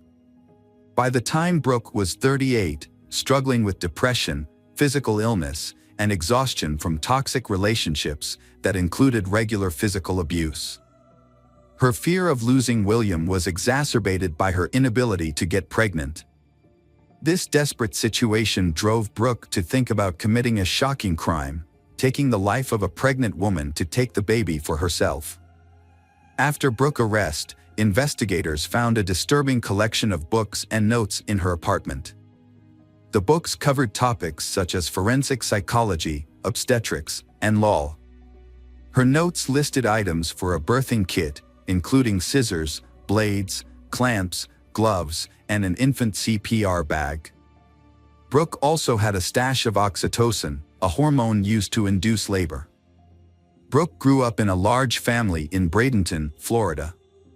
Her parents divorced when she was young, leaving her mother to care for 7 children, including Brooke. While her family appeared to be well off, Brooke's diary revealed a difficult childhood that she tried to forget. As she entered her teenage years, Brooke became increasingly troubled and was the only one of her siblings to move in with her father, a man her mother described as a professional criminal. After a difficult period living with her father, Brooke was passed around through various foster families, causing her to lose contact with her siblings. Years later, they would only find out that Brooke had become the mother of 7 children. In 1995, when she was 15 years old, she met Aaron Edwards. 2 years later, she gave birth to her first child in Florida but chose to leave the baby with the father and relocate. Despite a court order to pay child support, Brooke failed to meet her obligations. She would eventually reconnect with her daughter briefly on Facebook when the child turned 14. Brooke worked multiple jobs, including as a waitress at the Chinese Dragon restaurant, a sales representative, and an animal specialist at Petland in Florida. However, her life was further marked by brushes with the law. In 2002, the 23-year-old was jailed in Missouri for document falsification but was paroled on August 31, 2022. Unfortunately, her freedom was short-lived, as she was rearrested and jailed in Texas for violating her parole. By the time Brooke was 27, she married Carl Cruz, a carpenter from Minnesota, in 2006. She gave birth to 2 children and worked as an administrative assistant at her husband's carpentry shop. However, Brooke had an affair, which ultimately led to their divorce in June 2009. Carl Cruz gained custody of their children, and Brooke moved to California without explanation. The only thing she did carefully and diligently throughout her life was to keep diaries, meticulously recording events as they unfolded. After a terrible crime has occurred, the diary was published in the press. The diary told of a string of lovers, home births, and abortions. At first, many of these relationships seem healthy and loving. However, over time, the men in her life begin to control her by making her feel inferior. Brooke felt that Carl Cruz bullied and humiliated her, making her feel like a bad and promiscuous mother. Despite these negative feelings, after moving to California and filing for divorce, Brooke surprisingly returned to Carl Cruz's house. She then registered on a dating website and started taking psychology classes seriously. Brooke met Andrew Murray, a chef from Katoomba, New South Wales, Australia, on the dating site Tagged. Brooke decided to move to Australia to be with Andrew. However, before leaving, she was involved in a dispute with Carl Cruz over child custody in January 2012. During the argument, she grabbed a knife and attacked Carl Cruz. The police arrested her and charged her. Although she denied the allegations, she chose not to wait for her court hearing and instead fled to Australia using false immigration documents. Once there, she married Andrew. Andrew's marriage to Brooke lasted only 6 months. During that time, he discovered her past, including a previous husband and children in the U.S., as well as fake immigration papers. According to Andrew, Brooke threatened him for helping her, prompting him to report everything to the police as a precautionary measure. Andrew remembers their marriage as a time when Brooke became intensely interested in crime and the behaviors of serial killers. Brooke's interest in crime began as early as 2012, when she was studying psychology in nursing. Her thesis focused on serial killers, and she spent a lot of time reading about them. In total, Brooke spent 6 months and 10 days in Australia before returning to the US in October 2012. However, after returning to the US, she became embroiled in a lengthy custody battle for her 2 children.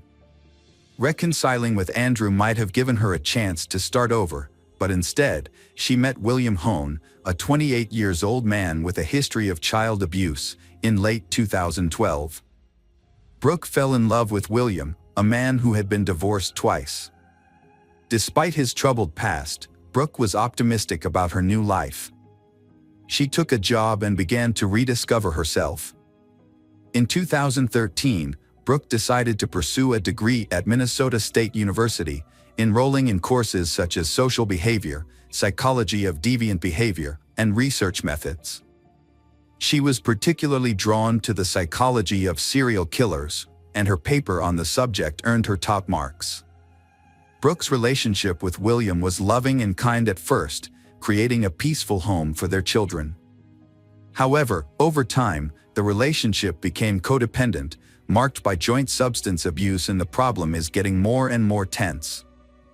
As Brooke's relationship deteriorated, her well-being suffered. She began to withdraw from her children, struggled in her job, and became increasingly fixated on her research into the darker aspects of human psychology. In 2014, Brooke's life and spirit changed dramatically after a series of terrible things happened to her. The specifics of these things are not disclosed, but they appear to have had a profound and lasting impact on her mental health. Brooke suffered a panic attack and was rushed to the hospital, where she was diagnosed with post-traumatic stress disorder. In the following year, Brooke's relationship with William began to deteriorate. She expressed her feelings of emptiness in her diary. She felt neglected, which led to her starting to isolate herself from others. Brooke's physical and mental health continued to decline, and she was eventually diagnosed with a gallbladder disease. This led to a significant decline in her overall well-being, causing her to become reclusive and rarely leave her house. The situation took a turn for the worse when Brooke's partner, William, became violent. In May 2016, the police responded to a call and found that William had brutally beaten Brooke in the bathroom. He pleaded guilty to assault and was banned from approaching her. However, he failed to comply with the restraining order and was found in Brooke's apartment 6 months later. The relationship between Brooke and William continued, but it was no longer healthy.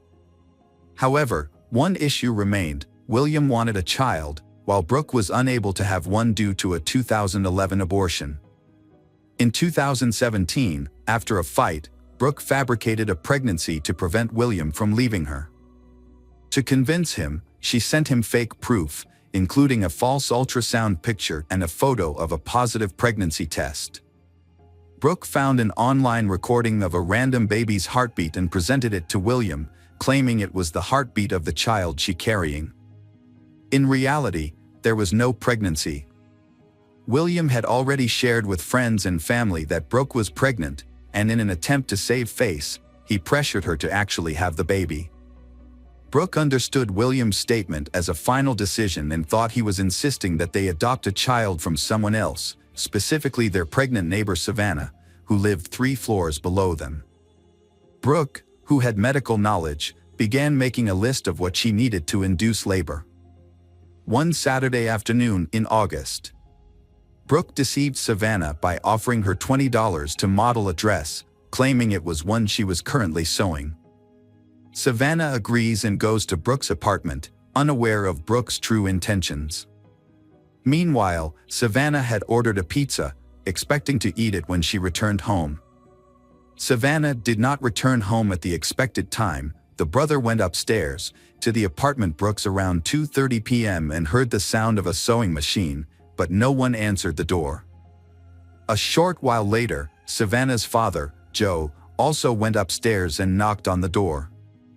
Brooke, who was with Savannah, yelled out that they were still working on a dress and that Savannah was trying it on, which is why they couldn't open the door. When Norberta returned home, she found that the pizza was untouched. She texted her daughter several times but received no response. She then went upstairs to the apartment, where a neighbor informed her that Savannah had left a while ago after finishing her dress fitting.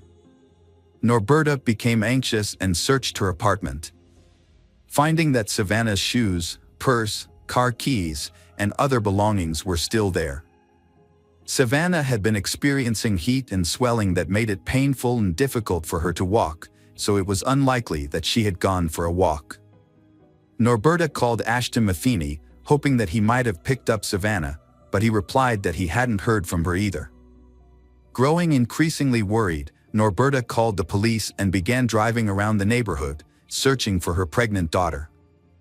Norberta was driving and thought that if Savannah had gone out, Norberta would have found her nearby. Later that day, the police searched Brooke and William's apartment because it was the last place Savannah was seen. They allowed the police to enter and didn't interfere, but since the police didn't have a warrant, they didn't check inside closets or behind closed doors. The police informed Savannah's family that since she was considered an adult, she had the right to make her own choices.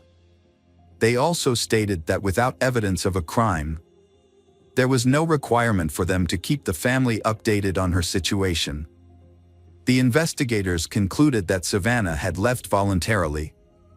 However, Savannah's family was upset by the police department's apparent indifference to her disappearance. The police searched the apartment 2 more times but found nothing. Later, William would admit that he hid Savannah infant in a suitcase and Savannah's body in a dresser with the shelves removed. 2 days after Savannah's murder, William and Brooke drove to a bridge over the Red River, carrying the dresser with Savannah's body, and dumped it into the water. On August 23, 2017, William's co-workers reported to police that he had mentioned having a baby at home. Around the same time, residents of the apartment building where Williams lived hearing a baby crying from apartment number 5, prompting them to notify the police. With this new information, officers obtained a warrant and conducted a thorough search of the apartment, where they found a live newborn baby girl. Brooke later revealed that Savannah had given her the baby. According to Brooke, Savannah had given birth to the baby just 2 days after she went missing. Savannah had confided in Brooke that she didn't want the baby and had asked for Brooke help in inducing labor.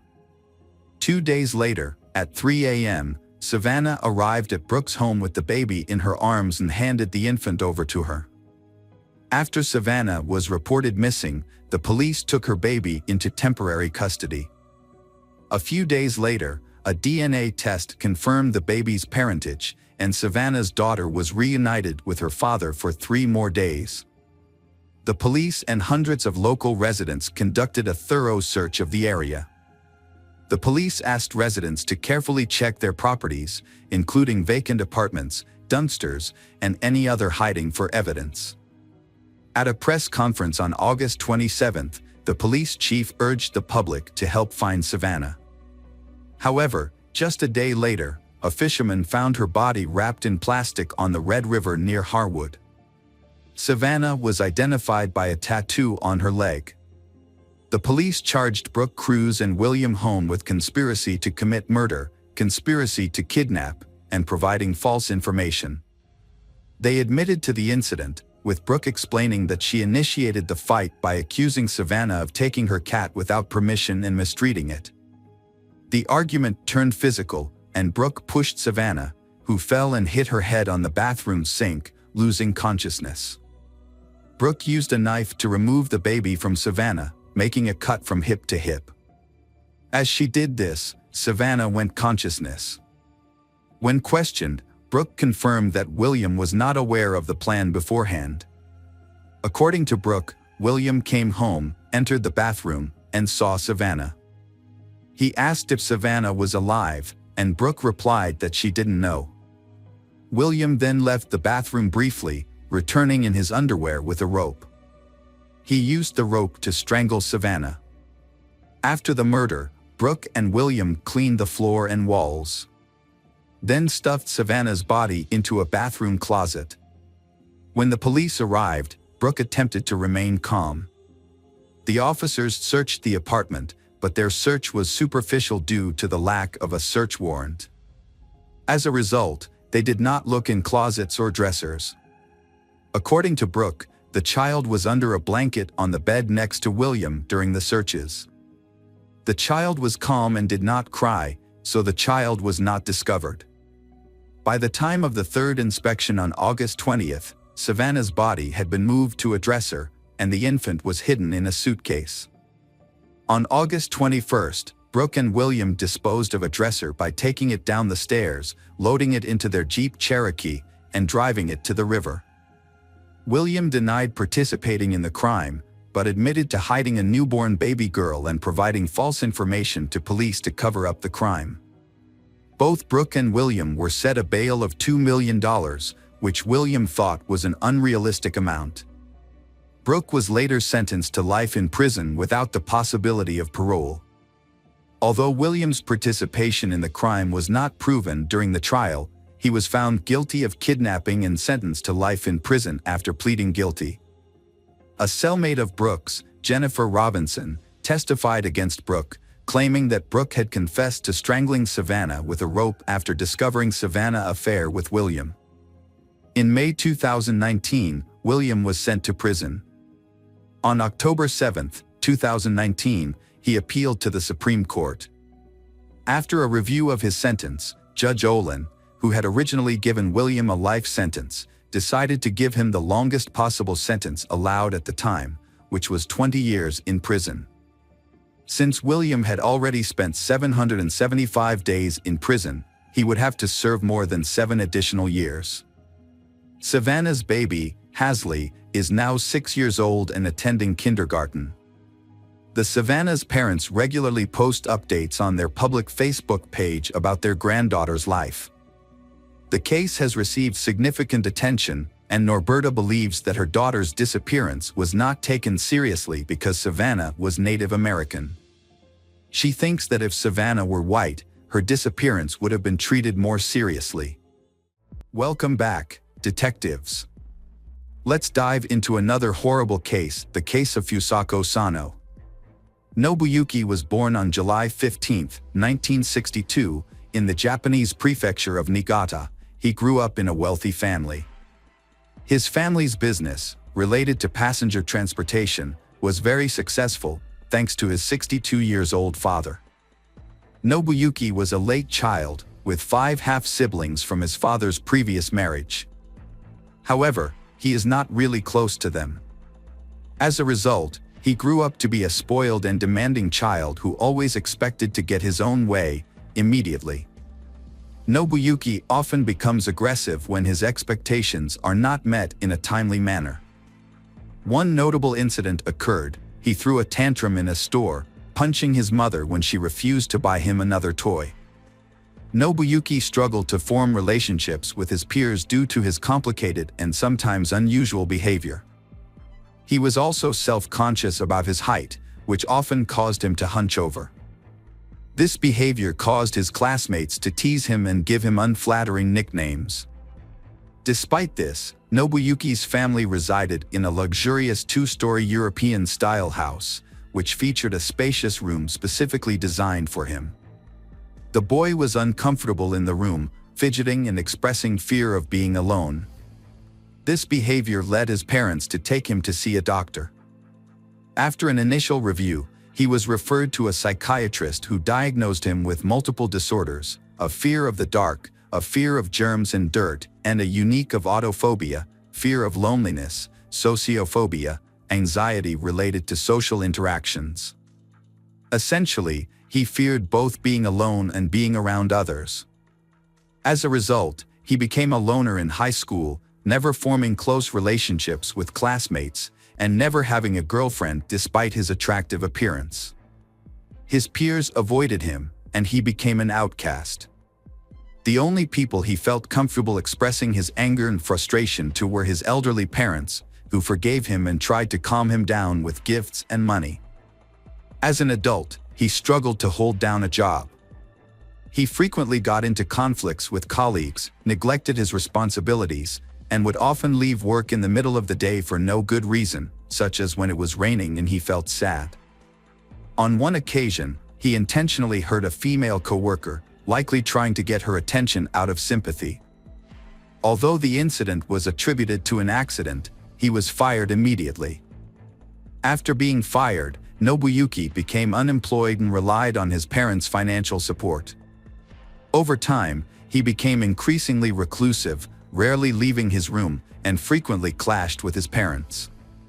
Following a particularly intense quarrel, Nobuyuki started a fire in his home, nearly destroying the house and putting its occupants in harm's way. Nobuyuki was later admitted to a psychiatric clinic for treatment, where he was diagnosed with a depressive disorder, uncontrollable outbursts of aggression, and signs of misogyny, extreme dislike and hatred of women. After a little over a month of treatment, he was discharged. Deemed not to pose an immediate threat to others. For a brief period, Nobuyuki remained calm and even began rebuilding the partially burned house, adding a couple of new rooms. However, his efforts were short-lived, and he eventually abandoned the construction project. Nobuyuki became increasingly withdrawn and isolated.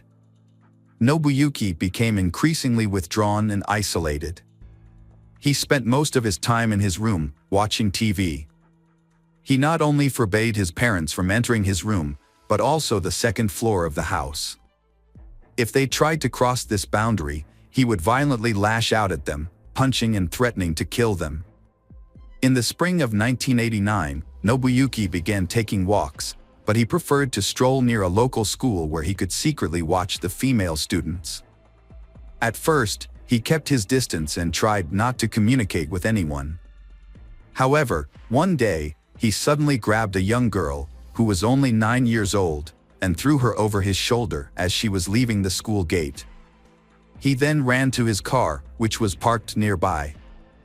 The other children immediately screamed for help, and a school security guard and bystanders quickly intervened, rescuing Shi and detaining Nobuyuki until the police arrived. Nobuyuki was unable to explain why he attacked Shi, and it was clear that he had intended to commit a violent and unlawful act against a minor. As a result, he was charged with attempting to commit a violent crime against a child. Nobuyuki Sato avoided a long prison sentence thanks to his father's connections and wealth. In August, Nobuyuki was given a year's probation despite his heinous crime. Shortly thereafter, his name was mysteriously removed from the criminal prosecution database, allegedly due to his father's intervention. However, Nobuyuki's father died shortly after his son's case, dying of a heart attack. Nobuyuki was left with overwhelming shame and guilt for his father's sacrifices and efforts to cover up his crime. After the failure of his first kidnapping attempt, Nobuyuki, 28 years old, tried again a year and a half later. This time, he carefully planned the crime and remained under the police radar for an extended period. On November 13, 1990, Nobuyuki set out on a hunting trip around the city. In the evening, as darkness fell, he spotted 9-year-old Fusako Sano, who had stayed late after school due to a sports event, walking alone on a deserted road. Nobuyuki quickly pulled over in front of her, got out of the car with a knife, and grabbed Fusako. He threatened to slit her throat if she tried to scream or run away. Then, he forced her into the trunk of the car. After driving for a while, he turned into a vacant lot, where he tied Fusako's hands and feet and covered her mouth with tape. When night fell, Nobuyuki drove to his house and took Fusako out of the trunk. Nobuyuki led her through a part of the house that was still under construction to his room, trying not to be seen. He then left the room and re-entered through the front door, as if everything was normal. Once upstairs, Nobuyuki again threatened Fusako with the knife, ordering her to be quiet. He tied her to the bed and warned her that if she tried to leave the room, look out the window, scream, or cry, he would kill her and dispose of her body in the ocean, where no one would ever find it. Fusako was terrified and obeyed the kidnapper's orders, hoping that he would eventually take pity on her and let her go. When Fusako didn't return home from school, her parents started to worry. They knew she had stayed late to watch a baseball game, but as the sun began to set, they expected her to be home by then. Initially, Fusako's parents tried to find their daughter on their own, retracing her usual route from school to home, but their efforts were unsuccessful. As night drew closer, the parents of Fusako turned to the police for help, hoping for a quick resolution. Since Fusako's disappearance, only a few hours had passed, and they were anxious to find her. The police launched a search operation. And by the next morning, they were joined by dozens of volunteers from the local community. The following day, the search party grew to over 200 people, who combed the area, distributed flyers with Fusako's photo, and interviewed passers-by in search of witnesses. Notably, Nobuyuki lived close to Fusako's school and the police station. He had previously attempted to kidnap Fusako, which had brought him to the attention of the police. However, despite this, Nobuyuki was not considered a suspect in the case, thanks to the efforts of his late father. A large-scale search operation was initiated to locate Fusako Sano, a Japanese schoolgirl who had disappeared. The search lasted for many months, covering numerous locations such as empty buildings, houses, railroad cars, and vacant lots. Investigators also searched suspicious vehicles and combed through interstate highways, but found no clues. As the investigation continued, authorities considered various theories, including the possibility of involvement by North Korean special services. However, despite their efforts, the search was unsuccessful and Fusako remained missing. Fusako later revealed that she was terrified during her captivity and followed Nobuyuki's instructions in the hope that he would eventually release her. However, her captor, Nobuyuki, had no intention of letting her go. For several months, he kept her bound with tight restraints that impaired her blood flow and caused her to lose sensation in her limbs. If she disobeyed or made a sound, he would punish her with a stun gun, beat her, or threaten her with a knife. Notably, Nobuyuki never assaulted Fusako in a sexual manner during her captivity. Instead, he treated her more like a possession or a pet, using her as a means of companionship and conversation. Nobuyuki kept Fusako captive, feeding her a meager diet of food prepared by his mother. As a result, Fusako became severely malnourished and weakened. He restricted her to her bed, forcing her to use plastic bags as a toilet, which he would then dispose of in an unfinished part of the house. Once a month, he would bathe her in a basin, cut her hair and nails, and dress her in his own worn-out clothes. Despite her compliance, Nobuyuki would regularly beat her for his own amusement. Over time, Fusako's spirit was broken, and she became submissive, no longer attempting to escape or even look out the window. As the years passed, Nobuyuki stopped bothering to physically restrain Fusako, and didn't even think to lock the door when he stepped out. He would simply cover her with blankets or towels. Occasionally, he would turn on the radio or watch TV with her, but only to programs that interested him, such as Scottish or sports matches. He also brought her comic books, which he enjoyed himself. These were the only things Fusako had to read during her confinement. For nearly a decade, Fusako was isolated, never speaking to anyone else or leaving her room. She remained in bed most of the time, hardly moving or trying to resist her situation. Fusako had become so resigned to her fate that she no longer attempted to escape or call for help. Nobuyuki's mother lived in fear of her son's violence. For years, she had avoided the second-floor room because Nobuyuki had threatened her with violence.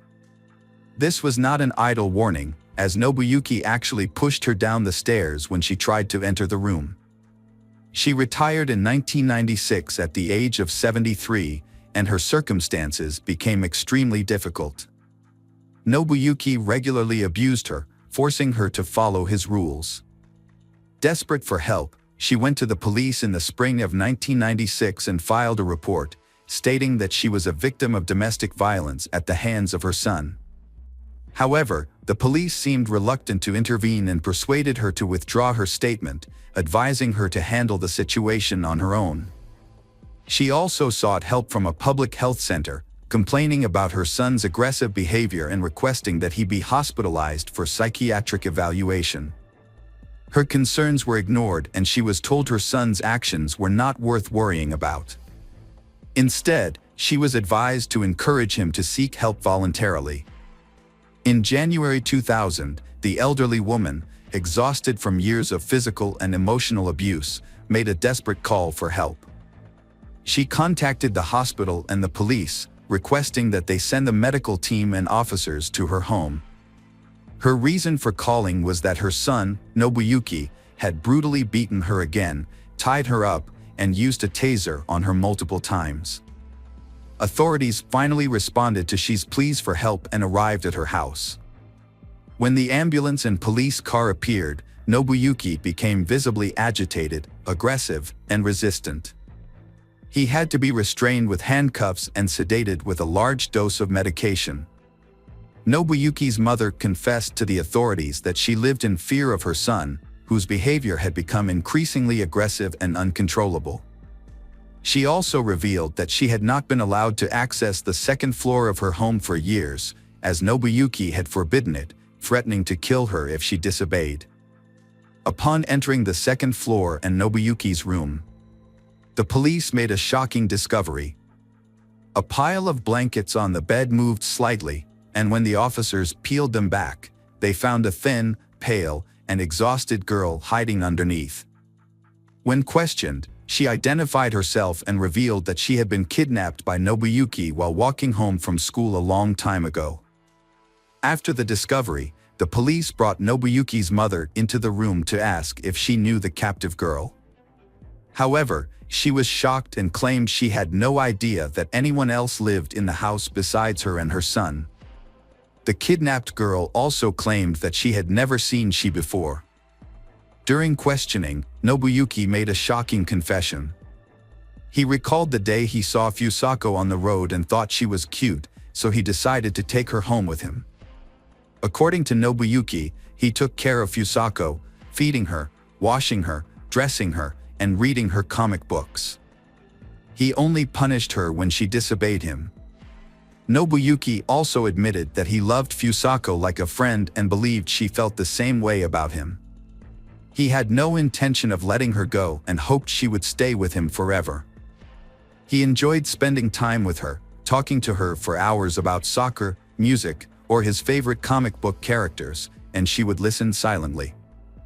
Nobuyuki claimed that he never locked his bedroom door, but Fusako never tried to escape, which led him to believe that she was happy living with him.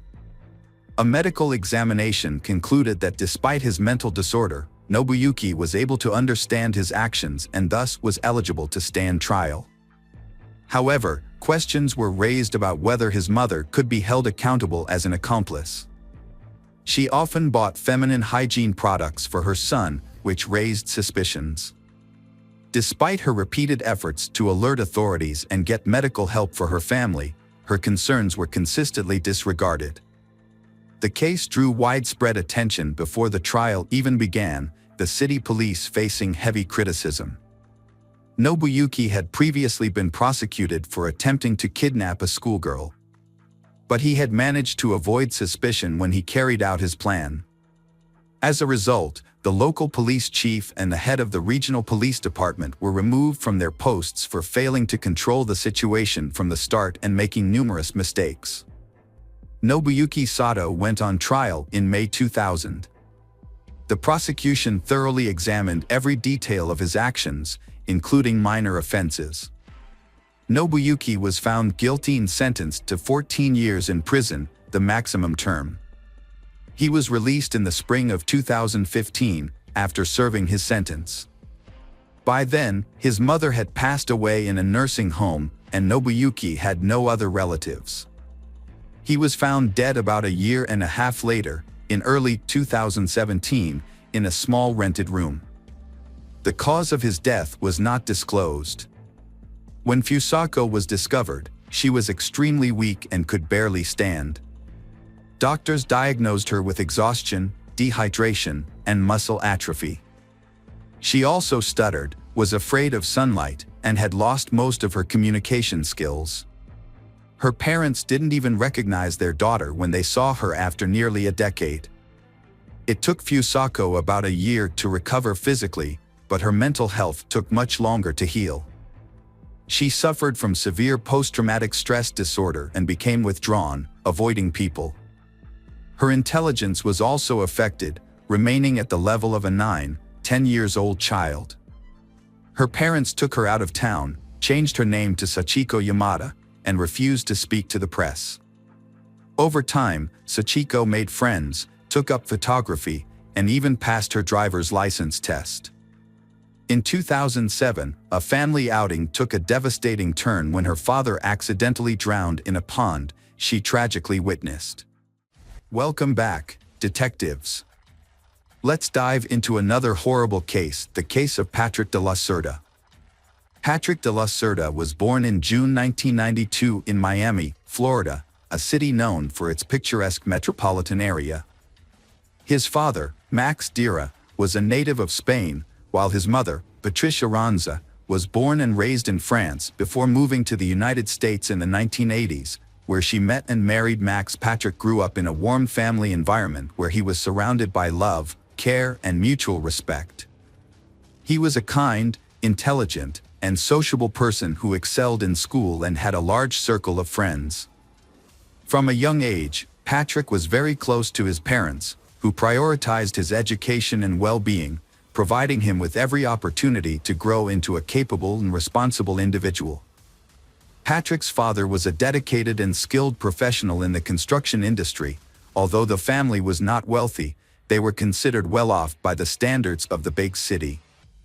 After completing high school, Patrick decided to follow in his father's footsteps and pursue a degree in construction. However, during his time at university, his parents made the difficult decision to divorce after nearly 25 years of marriage. The divorce of Patrick's parents was a quiet and peaceful one, with no scandals or disputes over property. After the separation, his mother moved to Deltona, a small town on the east coast of the state, where she eventually remarried. Patrick, on the other hand, chose to stay with his father in Miami, where they worked together in the construction industry and were highly respected. Despite the divorce, the family remained very close, and all members maintained a friendly relationship with one another. The family continued to stay in touch, regularly calling and communicating with each other. They were always willing to lend a helping hand when needed. Patrick often visited his mother in Deltona and shared with her details of his life, including his relationships and romantic interests. With his French and Spanish heritage, Patrick had grown up to be a charming and attractive young man, which helped him win over women at a relatively young age. Patrick grew up in a family that valued strong relationships, so he never sought casual flings. Instead, he dreams of finding lasting love, living peacefully, and building a lifelong family with someone special. He created a profile on a popular dating website at the suggestion of a friend, but he didn't have high hopes of actually meeting his soul mate on the dating website. One June evening in 2017, Patrick half-heartedly scrolled through profiles of women on the site.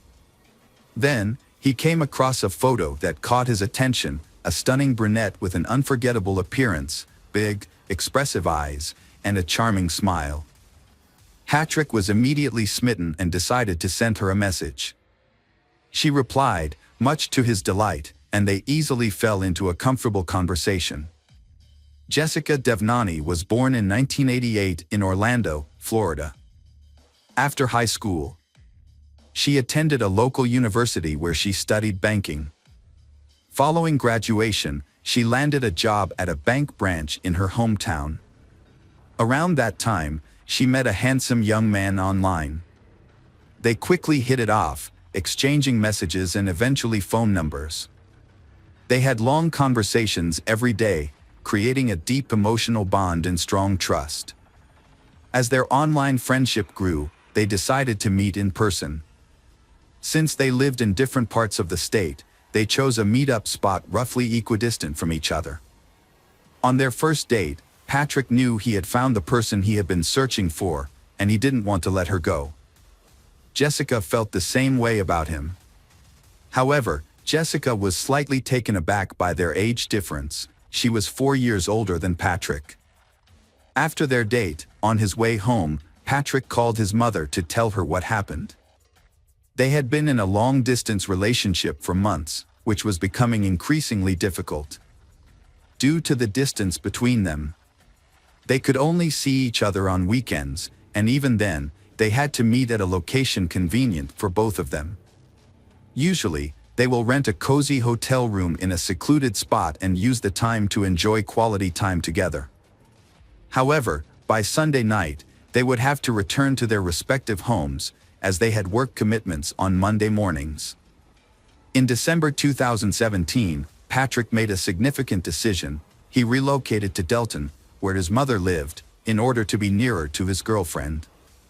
He purchased a house in a quiet neighborhood and began making repairs to create a welcoming home for Jessica. Although she couldn't move right away because of work, but they made plans to get together again and have a housewarming party in early spring. They had a special celebration planned on New Year's Eve. To surprise Jessica, Patrick set up a fireworks display in the backyard, getting down on one knee to make his romantic proposal as they gazed up at the festive lights. Patrick got down on one knee, held out a box with a ring, and asked Jessica the most important question of all: would she become his wife? Overjoyed, Jessica happily agreed. Patrick had been looking for an engagement ring for a long time, but in jewelry stores there was no ring beautiful and delicate enough for the occasion. He chose the best option possible to propose before the new year, but he also had a custom ring made from a jewelry shop, designed by himself. Patrick's engagement was just 2 months old, and the wedding preparations were well underway. His choice of partner had been approved by their parents, and they was overjoyed as they prepared to start a new life together. They had plans for a grand celebration, either in Miami on the shores of the Atlantic Ocean or in France, where the groom's mother was from, on February 27, 2018. On that day, Patrick's father, Max, received a call from a courier while he was at work. The delivery man explained that Patrick's order has been delivered, but Patrick did not answer the door or answer the phone. Max was taken aback by Patrick's unexpected actions, which immediately raised his level of concern. Since Max was tied up at work and couldn't go check on Patrick, Max asked his future daughter-in-law to go instead. Patrick's father called Jessica in a panicked tone, saying he couldn't reach his son. Jessica had been trying to contact Patrick all morning, but he wasn't responding to her calls or messages. When she shared this with Patrick's father, Max, he feared the worst. Jessica immediately dropped everything and rushed to Patrick's house. When she arrived, she saw his car in the driveway, indicating he was still at home. Using her own key, she entered the yard and called out to Patrick, but there was no response. Jessica carefully opened the front door and was met with a horrific sight. Patrick was lying in a pool of blood, showing no signs of life. She quickly called emergency services, but the paramedics were unable to save Patrick and declared him dead at the scene. When the police arrived, Jessica was overcome with grief, sobbing in the backyard where Patrick had proposed to her just 2 months earlier. An officer spoke to her, and she raised her tear-filled eyes to meet his. She claimed to know who was accountable for Patrick's murder, naming her wealthy ex-boyfriend as the culprit. To comprehend this complex case and identify potential suspects, it's essential to revisit the past when Patrick first met Jessica. At that time, Jessica was in a relationship with Gregory Bender, a wealthy businessman who owned an investment fund. She met Gregory during her student years, and he was 20 years her senior. Gregory showered Jessica with expensive gifts and took her on lavish vacations, eventually winning her affection. Jessica thought she had found her soulmate, but soon she began to notice some disturbing patterns in her ex-boyfriend Gregory's behavior. He was extremely controlling, constantly monitoring her movements and interactions with others. If she had an admirer, Gregory would quickly get rid of them through threats and intimidation. Meanwhile, he kept his own life a mystery, sharing very little about himself with Jessica. Their relationship lasted nearly 8 years, during which time Gregory never introduced Jessica to his family or friends. They only spent time together or went on vacation when he wanted to, and he rarely invited her to his home. Gregory claimed he was too busy, but Jessica longed for a normal family life and children. However, every time she brought it up, Gregory would say it wasn't the right time. When Jessica tried to end the relationship, Gregory proposed to her with a ring, and she accepted. However, nothing changed. They still lived apart and only saw each other when Gregory wanted to. One day, Gregory was in a car accident and ended up in the hospital. When Jessica rushed to his side, she decided to stop by his house to pick up some things for him. That's when she encountered a woman she had never seen before. Instead of introducing herself, the stranger asked Jessica who she was. Jessica showed her the ring on her hand and that she was the landlord's fiancée. Jessica later found out that Gregory was married to someone else, Diora Sanchez Bender. Devastated, Jessica immediately broke off the relationship. However, Gregory really wanted to keep her, begging for forgiveness and promising to divorce his wife and marry Jessica in the future. Jessica eventually gave in and continued the affair, but as time went on, nothing changed, and Jessica became exhausted. Jessica changed her life and started dating someone new, Patrick, through a dating website. She then ended her relationship with Gregory and informed him that it was over.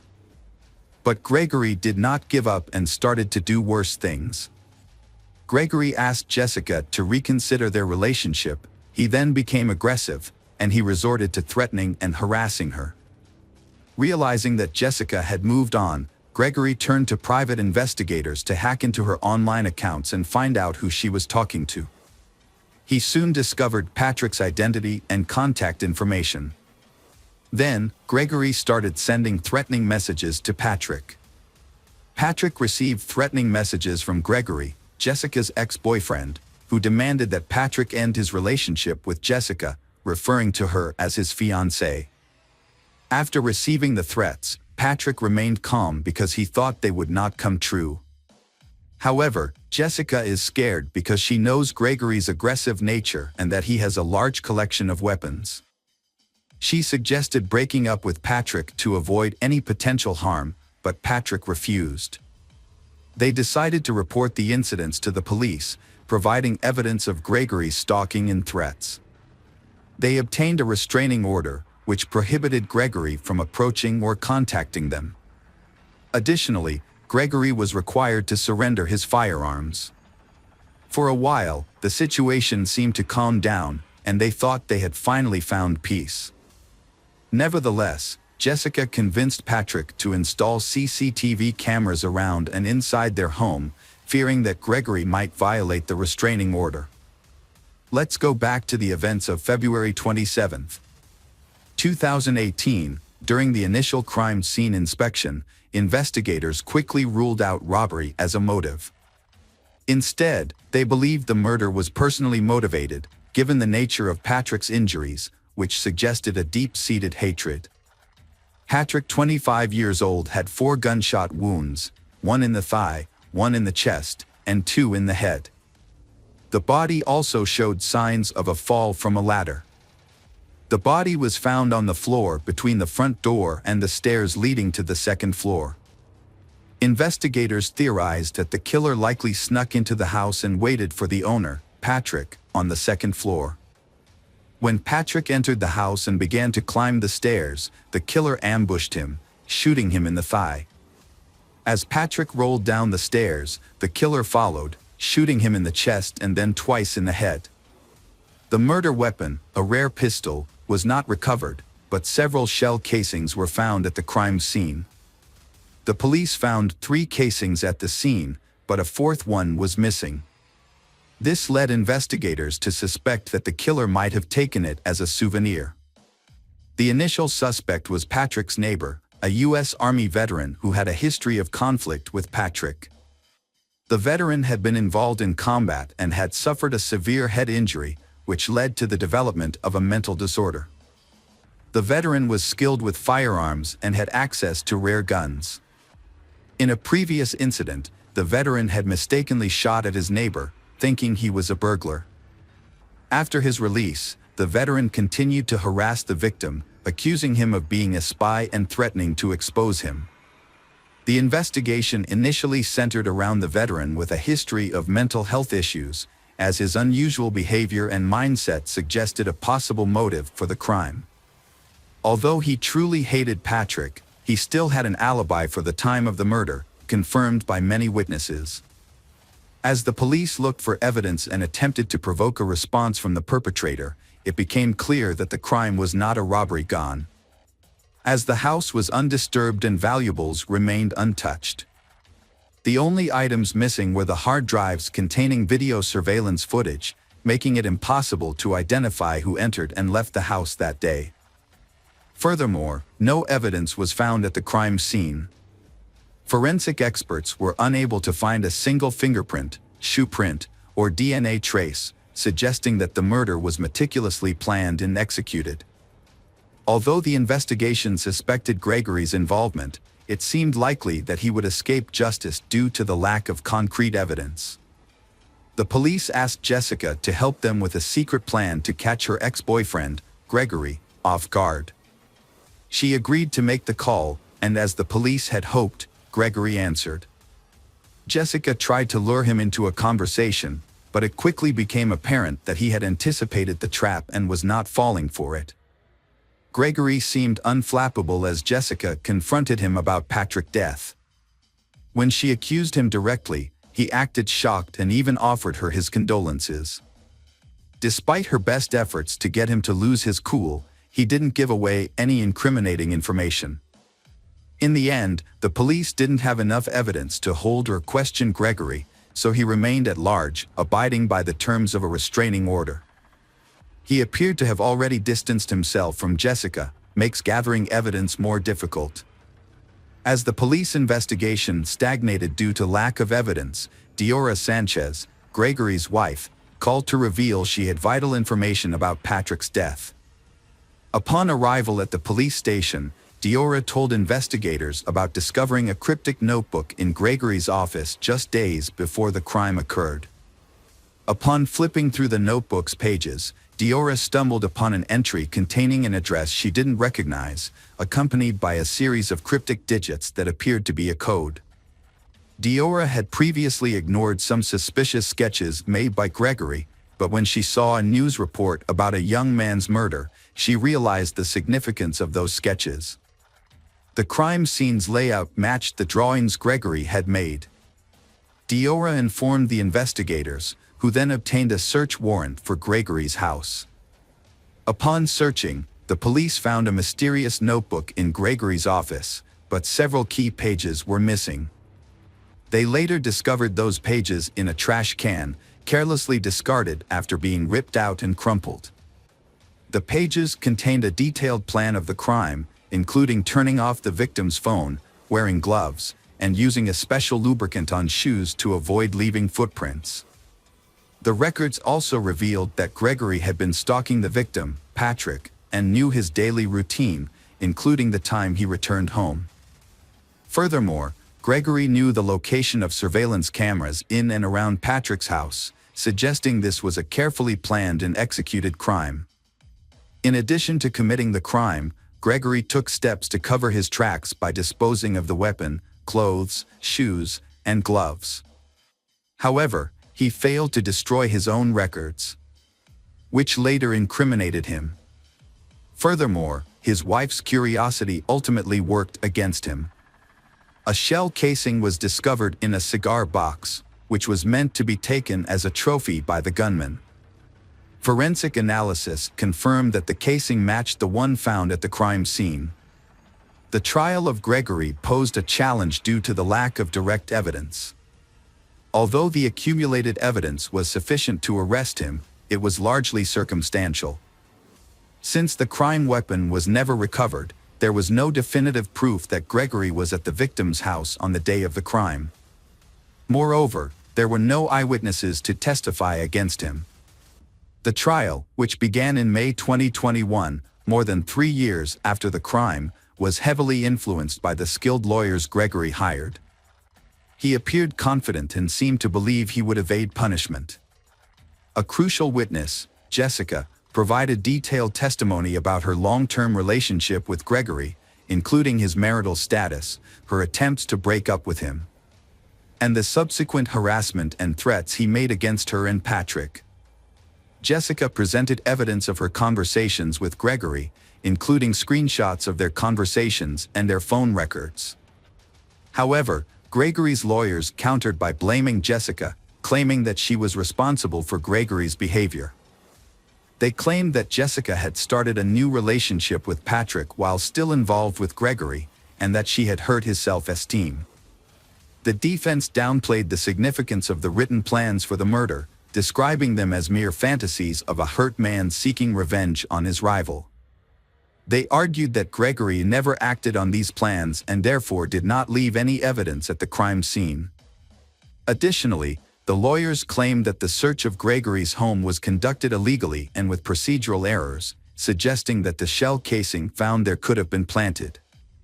The crime weapon was never found, and Jessica's identification of the gun model was uncertain.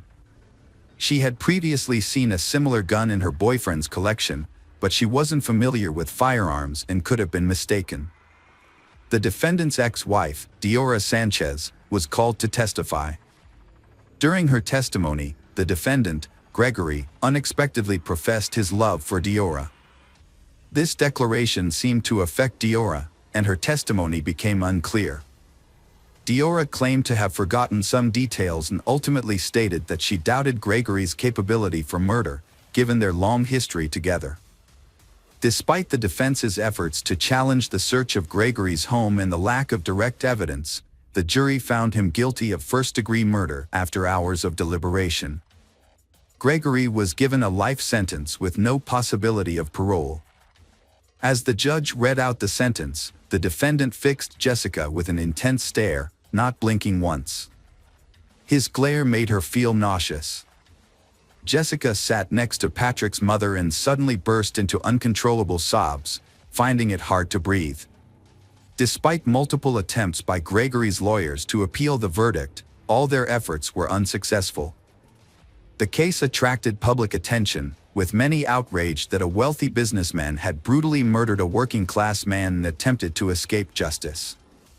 Patrick's story was widely reported in the press, and Gregory remains in prison to this day. Jessica Dira said she is grateful that justice has been served. And Patrick's memory will always live on in her. She wears the engagement ring he gave her and a special piece of jewelry he had intended to give her but never got the chance. Jessica remains close to Patrick's parents, who have welcomed her into their family as one of their own.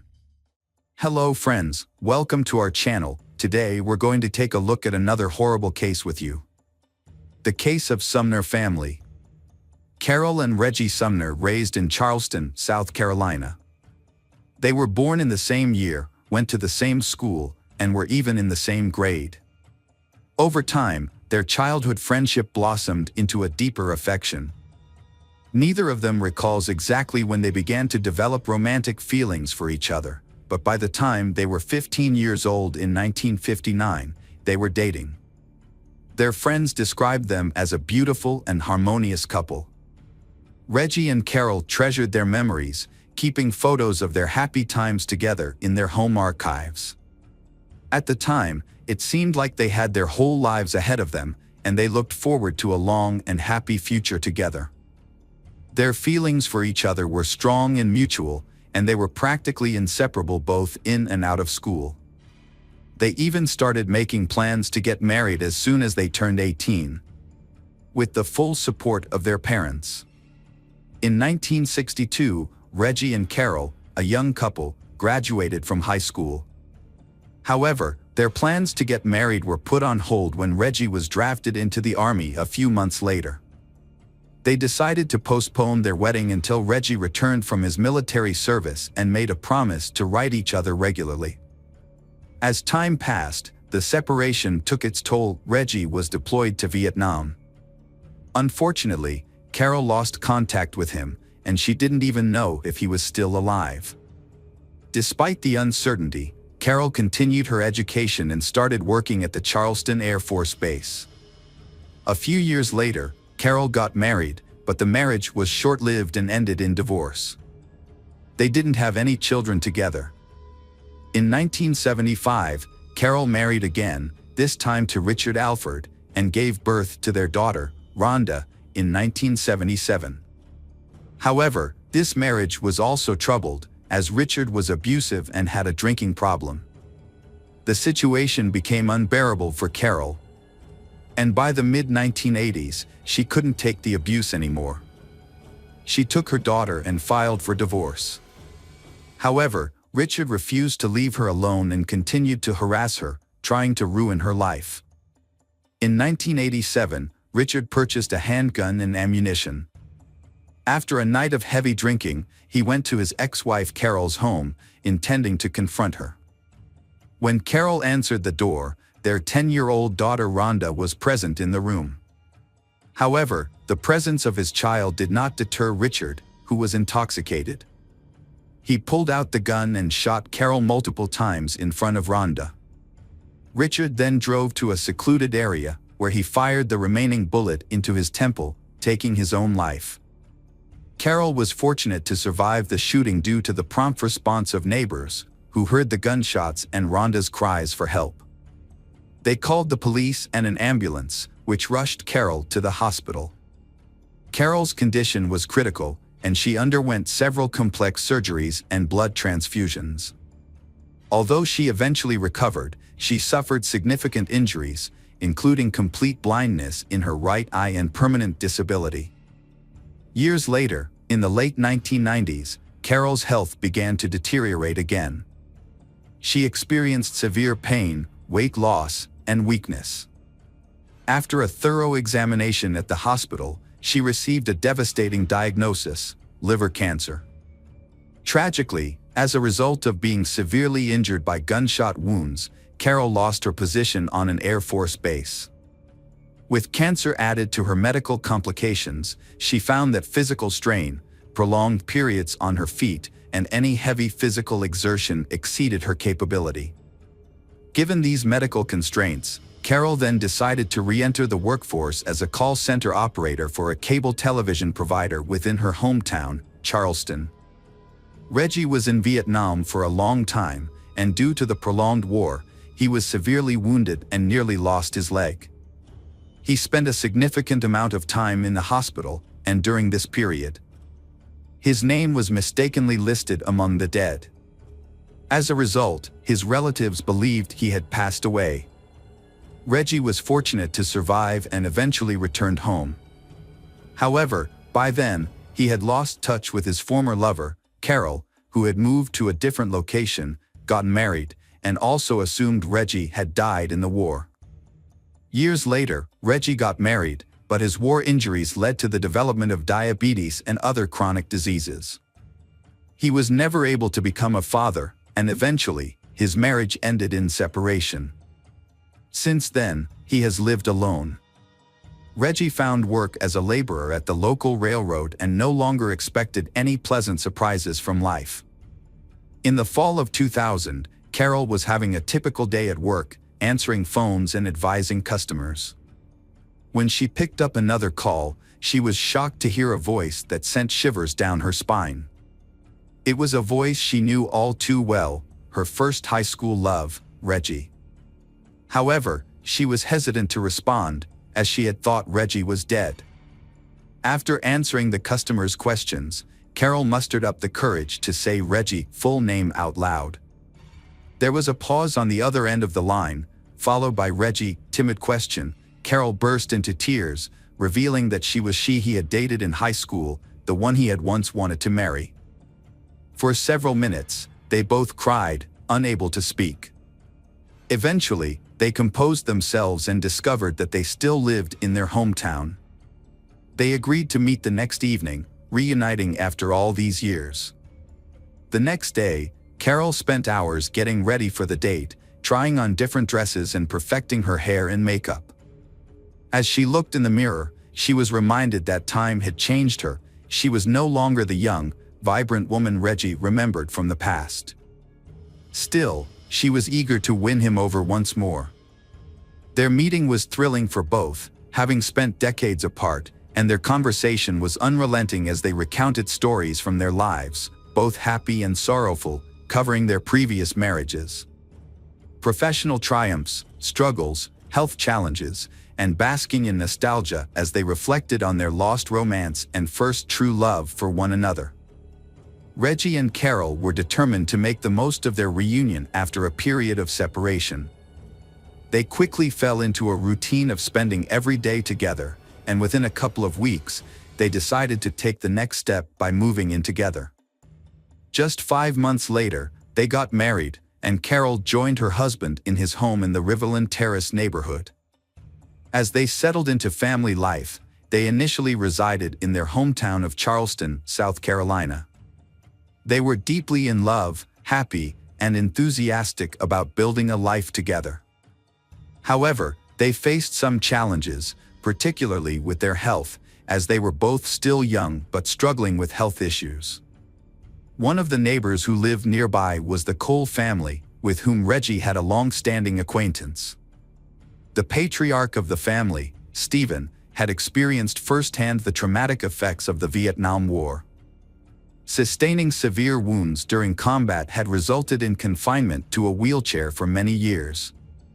His wife, Natalie, often prioritized her social life, spending time with friends at bars after work, instead of rushing home to take care of her family. As a result, their daughter, Tiffany, found herself frequently neglected and left unattended from a young age.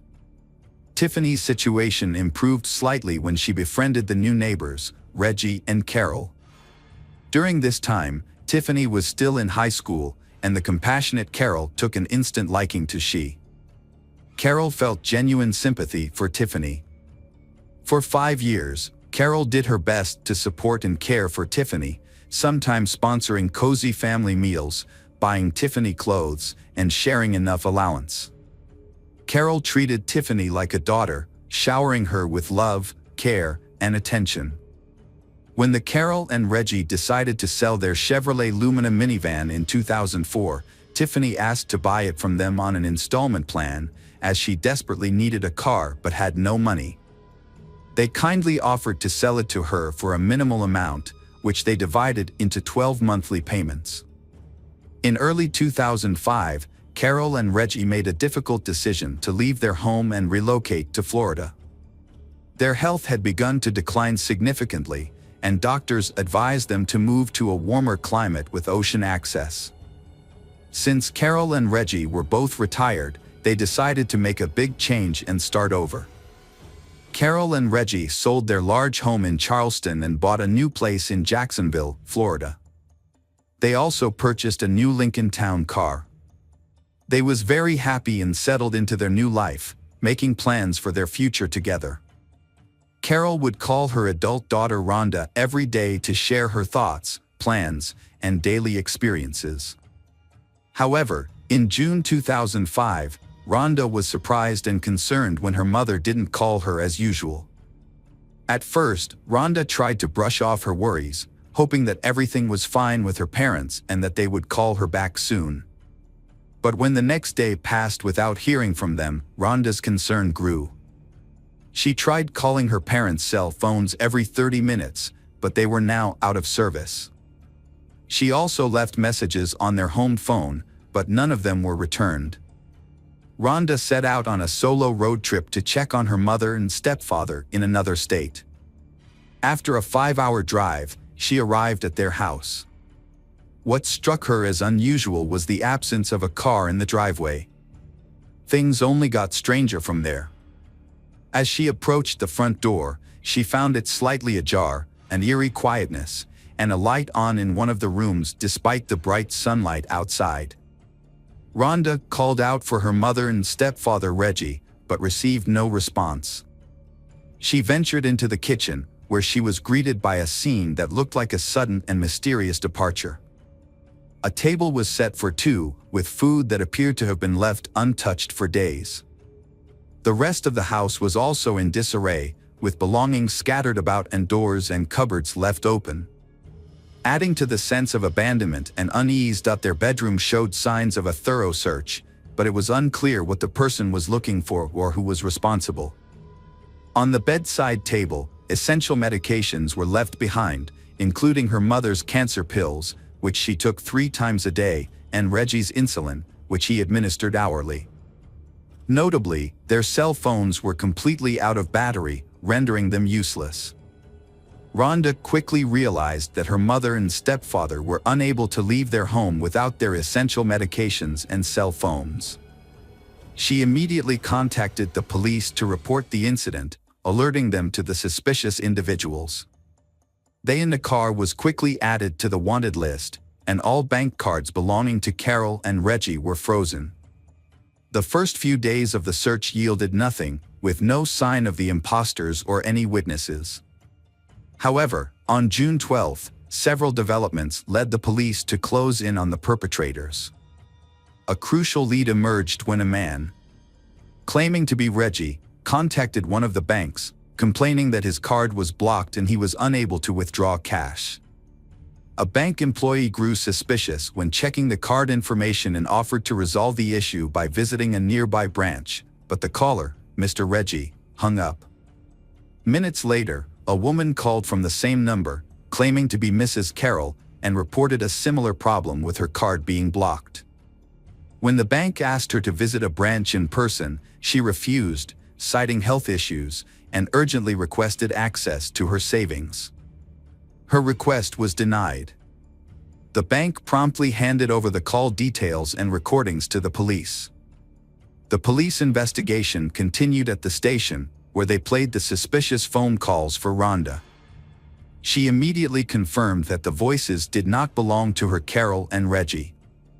In fact, the voices sounded too young to be them. As a result, the authorities believed that the imposters were likely involved in the Carol and Reggie disappearance, either holding them captive or killing them after extracting information about their bank accounts and cards. The search for the missing couple led to a breakthrough a few days later, when their car was discovered abandoned on a remote road in a wooded area. A thorough examination of the vehicle revealed no signs of blood or struggle in the cabin. However, in the trunk, experts found hair and sweat marks that belonged to they. This suggested that they had been forcibly taken away in the trunk of their own car, leaving little hope for their safe return. The police investigated their bank transactions and found that money had been withdrawn from their account several times after they stopped hearing from their daughter.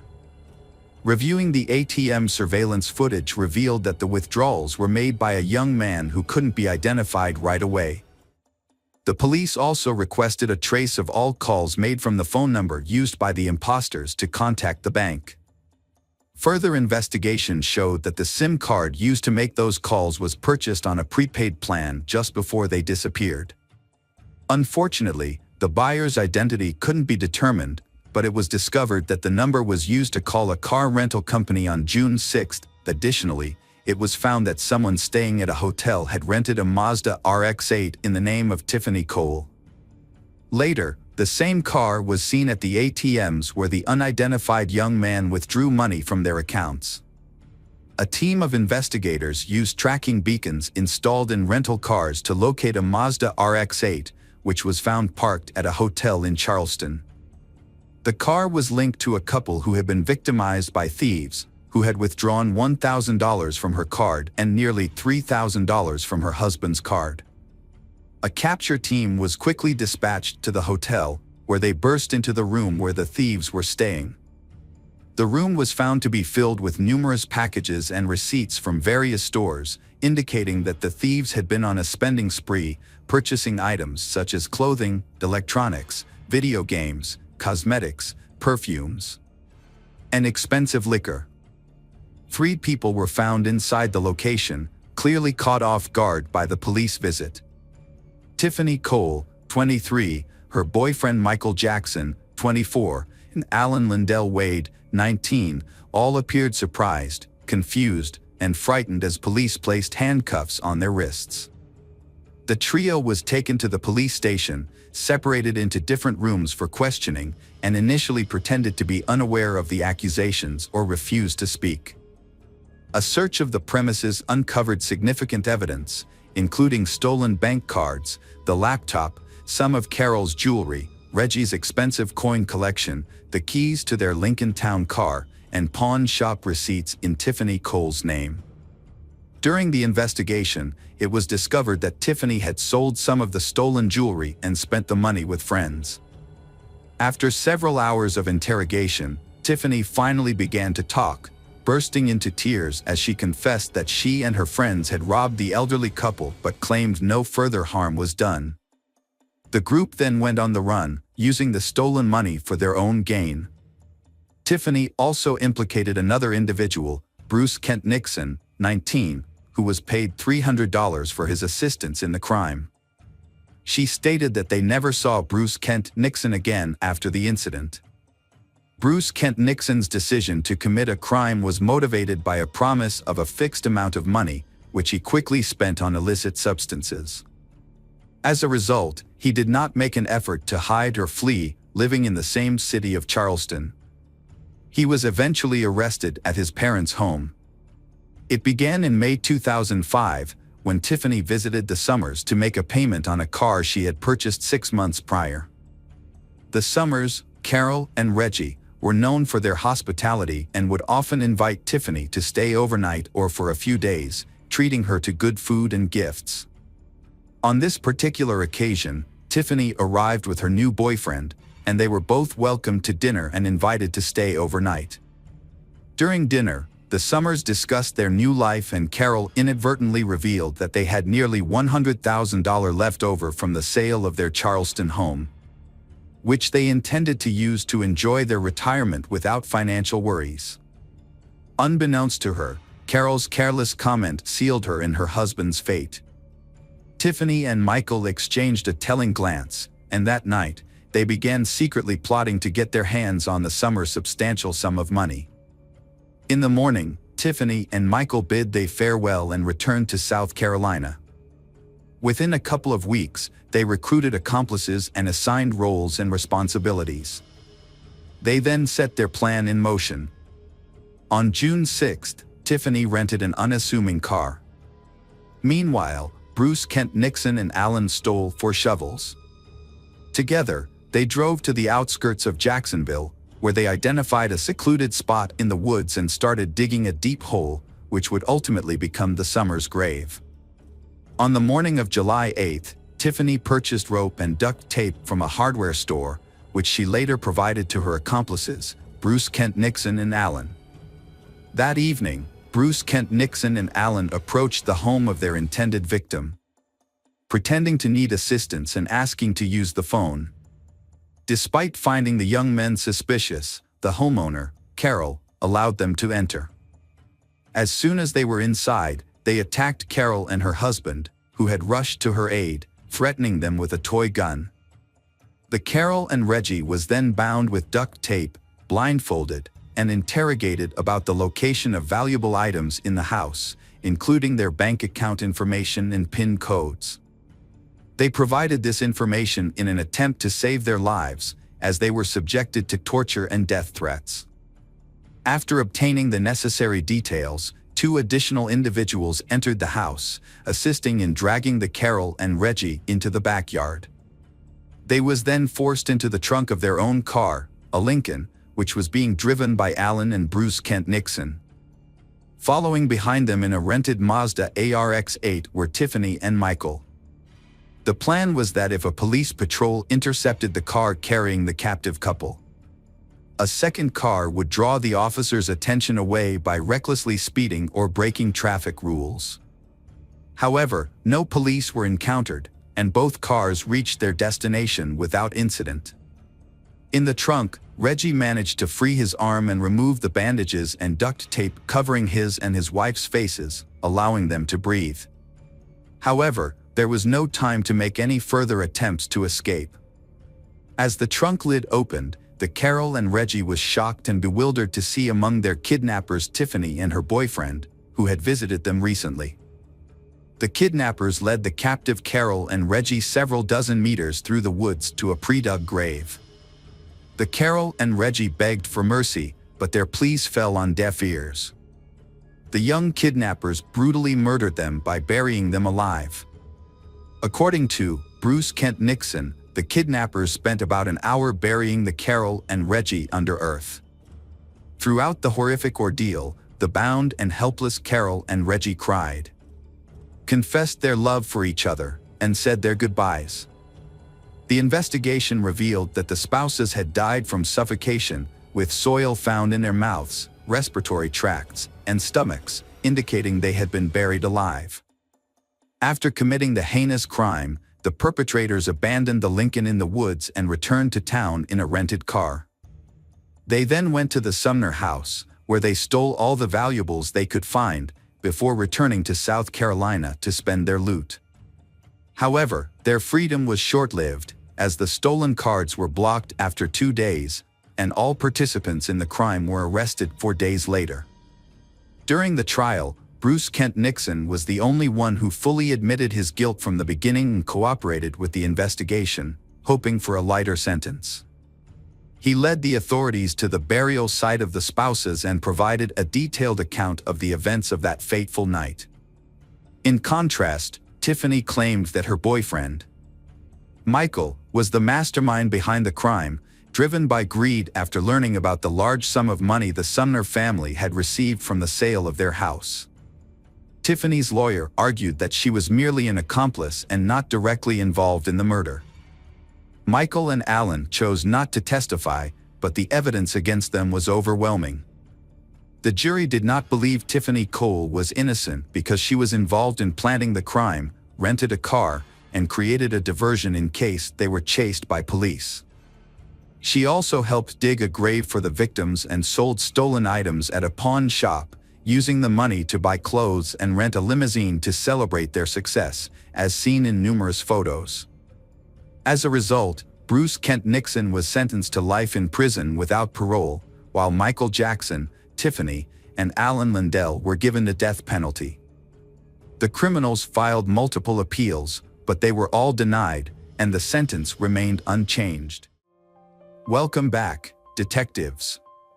Let's dive into another horrible case.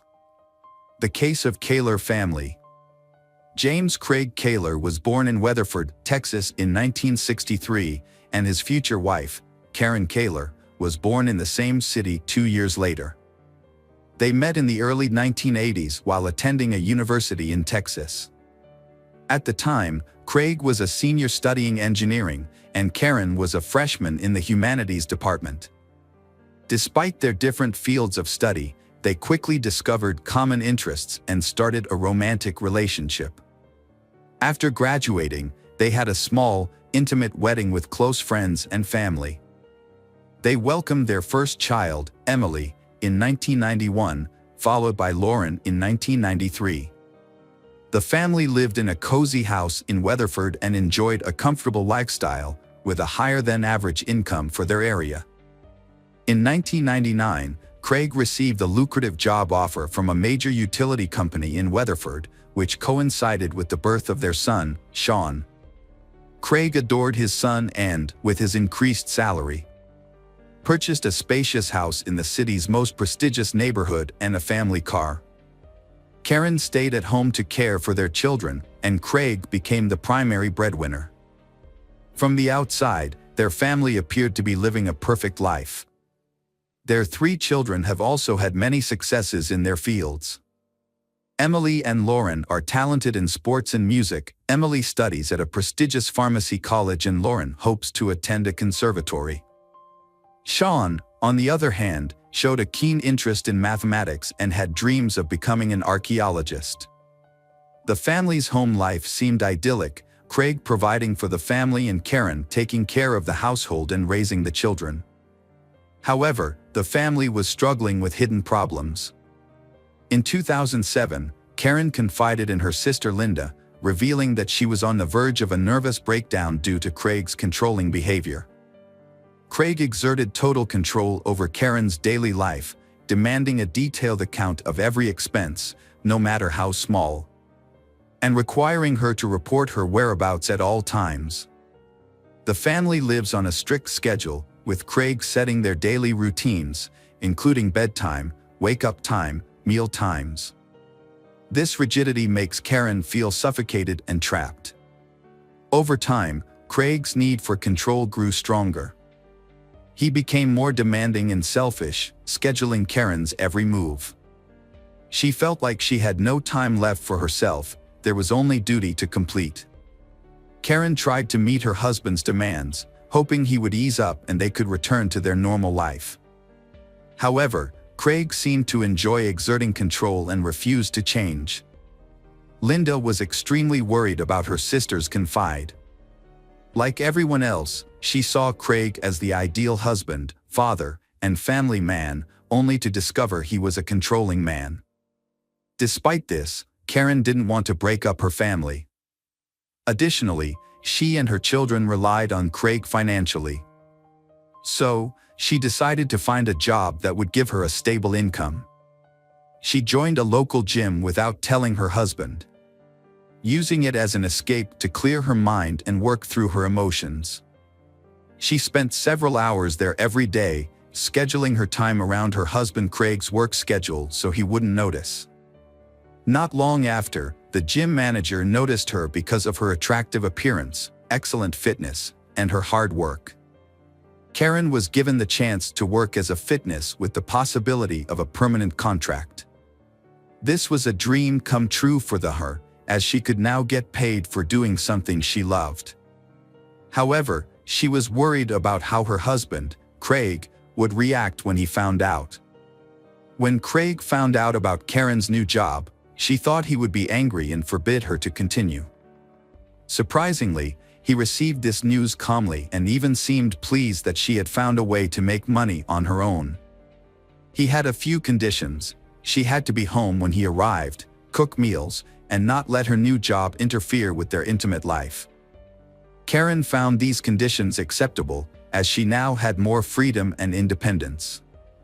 As Karen settled into her new job, she met a new instructor named Sonny Reese, and they quickly became friends. For Karen, who had spent years at home with little social interaction, Sonny became a trusted confidant. The two women spent time together at work, went for walks, had coffee, and shared heartfelt conversations. But little did Karen know, this new friendship would soon lead to unexpected romance and a complicated love triangle. It didn't take long for Karen and Sonny's friendship to evolve into a romantic relationship.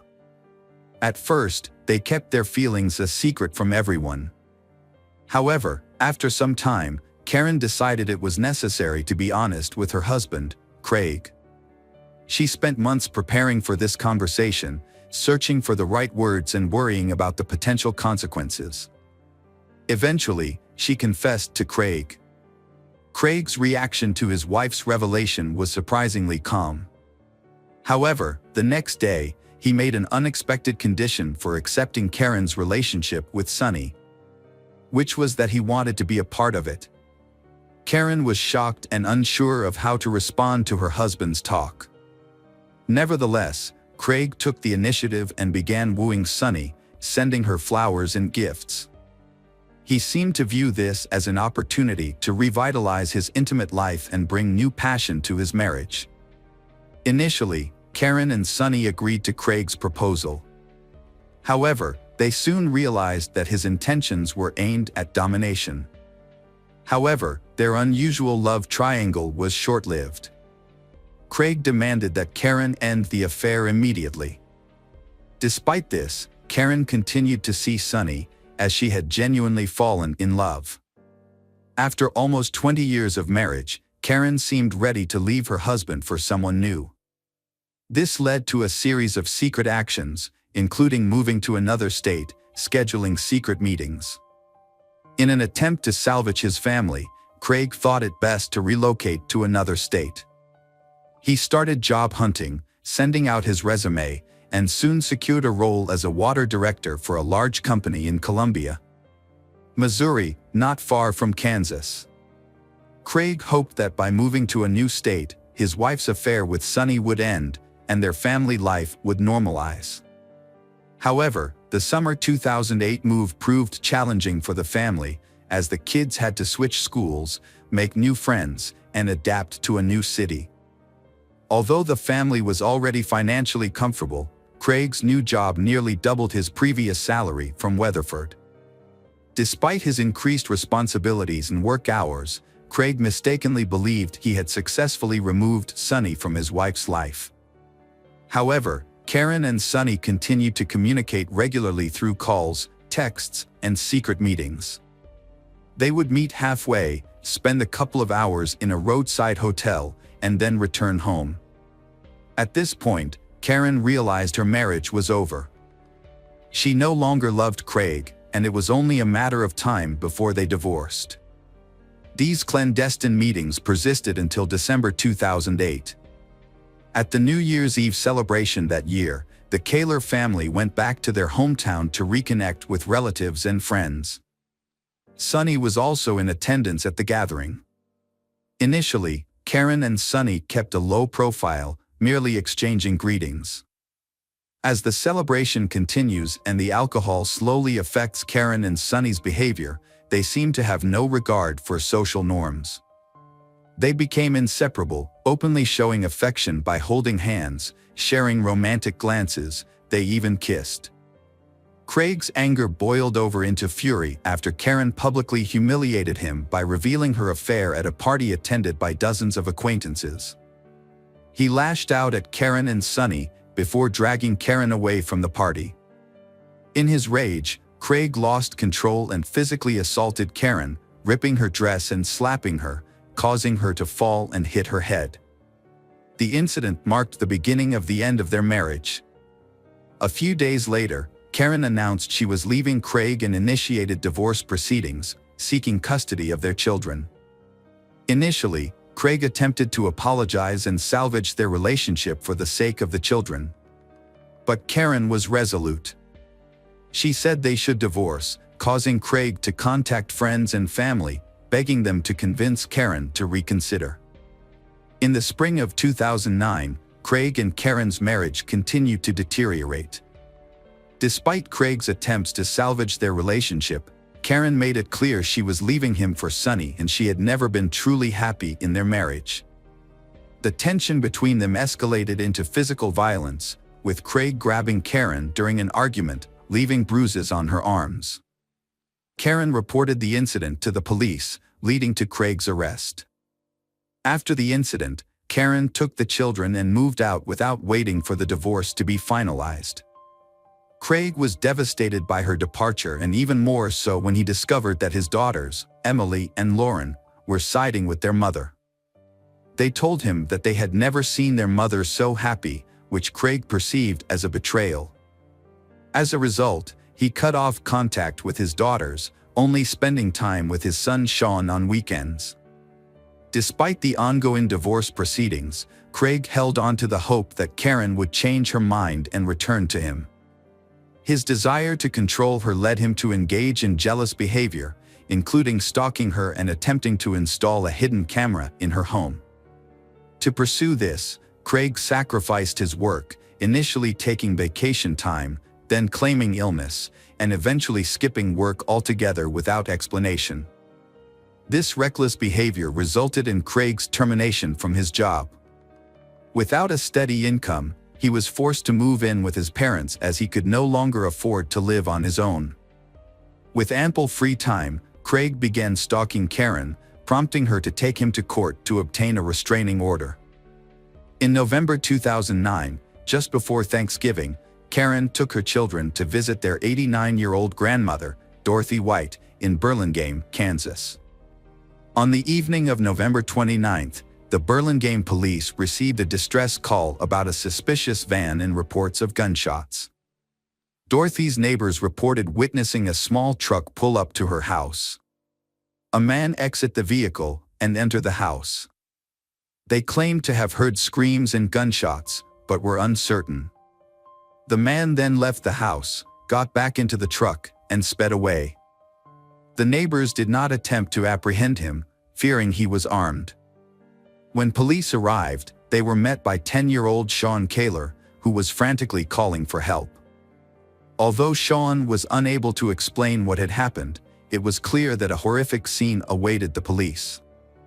Inside the home, near the front door, Sonny was found lying in a pool of blood but surprisingly still alive despite having 2 gunshot wounds.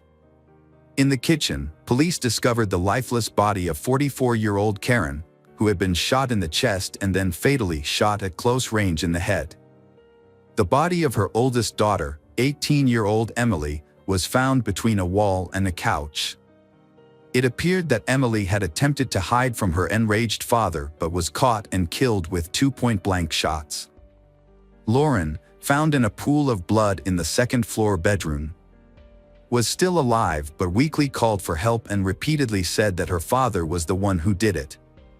Dorothy and Lauren were rushed to a nearby hospital's intensive care unit. Despite the doctor's efforts, Lauren died on December 1st due to massive blood loss and internal organ damage. Her great-grandmother passed away a few hours later. Sean, the only surviving witness, was in shock. Psychologists worked with him, but a thorough interrogation was necessary as he was the only living witness to the tragic events at his great-grandmother's house. Sean recounted that evening, stating that his mother was in the kitchen preparing dinner when he approached her to ask for his favorite pie. Suddenly, the back door swung open, and his father entered with a shotgun, pointing it at Karen without a word. He shot her, then moved closer and fired again. Sean was initially frozen in horror. His father then turned to Sean but didn't aim the gun. Instead, Craig stared at Sean silently and intently. Sean realized he had to escape. So he jumped out the open back door. He ran towards the main entrance, hoping to alert his grandmother, sisters, and call for help. However, upon reaching the threshold, he heard several more gunshots. Fearing what he might find inside, Sean hid in a small outbuilding. He heard more gunshots and waited in terror, afraid that his father would come after him. Craig Kaler was immediately added to the wanted list, with a warning that he was armed and extremely dangerous. As police received multiple reports of a speeding truck, they were able to quickly determine the direction the gunman was heading. At one point, Craig abandoned his vehicle in a wooded area and began walking down a deserted road. Law enforcement soon caught up with him and apprehended him the next morning. Upon arrest, police found the rifle and ammunition in the back seat of the abandoned vehicle, along with prescription medication for depression and anxiety disorders near the driver's seat. Craig did not resist arrest and appeared confused and frightened. He admitted to being armed with a gun and a hunting knife, but claimed he did not intend to use them. He also acknowledged that he had done something terrible, which he believed the police already knew about. At the police station, Craig fully confessed to his crimes and opened up to the investigating officer. He shared how his wife had cheated on him with someone named Sonny and how they had humiliated him in front of friends at a New Year's Eve party. He explained how his attempts to save his marriage had cost him his job and what was left of his self-respect. Craig became emotional, stating that he didn't know how he had decided to take such drastic action and felt that everyone, including his daughters, had betrayed him. Craig's trial started in December 2010. Craig, advised by his lawyer Thomas Heaney, retracted his initial confession. He claimed his actions were due to mental illness and insanity, which was his only defense to avoid the death penalty for the murder of 4 people. Heaney argued that Craig was in a fragile mental state following a series of personal setbacks. His wife had left him for someone else, his children sided with their mother, he lost his job, and had to move back in with his parents. According to Heaney, these factors led to a breakdown, and Craig committed the crime while insane, without realizing what he was doing. However, the prosecution found no evidence of insanity or an altered mental state in Craig's actions. They argued that his actions were calculated, as he had purchased guns and ammunition in advance and went to the victim's house knowing his family was there. He shot each victim twice, ensuring no chance of survival, but intentionally spared his son Sean, allowing him to escape. In August 2011, Craig was found guilty on all counts and received a death sentence. At the final hearing, 12-year-old Sean testified, stating that he didn't want his father to die, as he was his only remaining close relative. Despite multiple appeals by Craig and his lawyers, the verdict has remained unchanged. As of today, Craig is still in prison, fighting to have the case reviewed and the death sentence overturned. After the death of his mother and sisters, Sean moved in with his grandmother. Now Sean has grown up and he has completed his studies and chosen to stay and work in his hometown.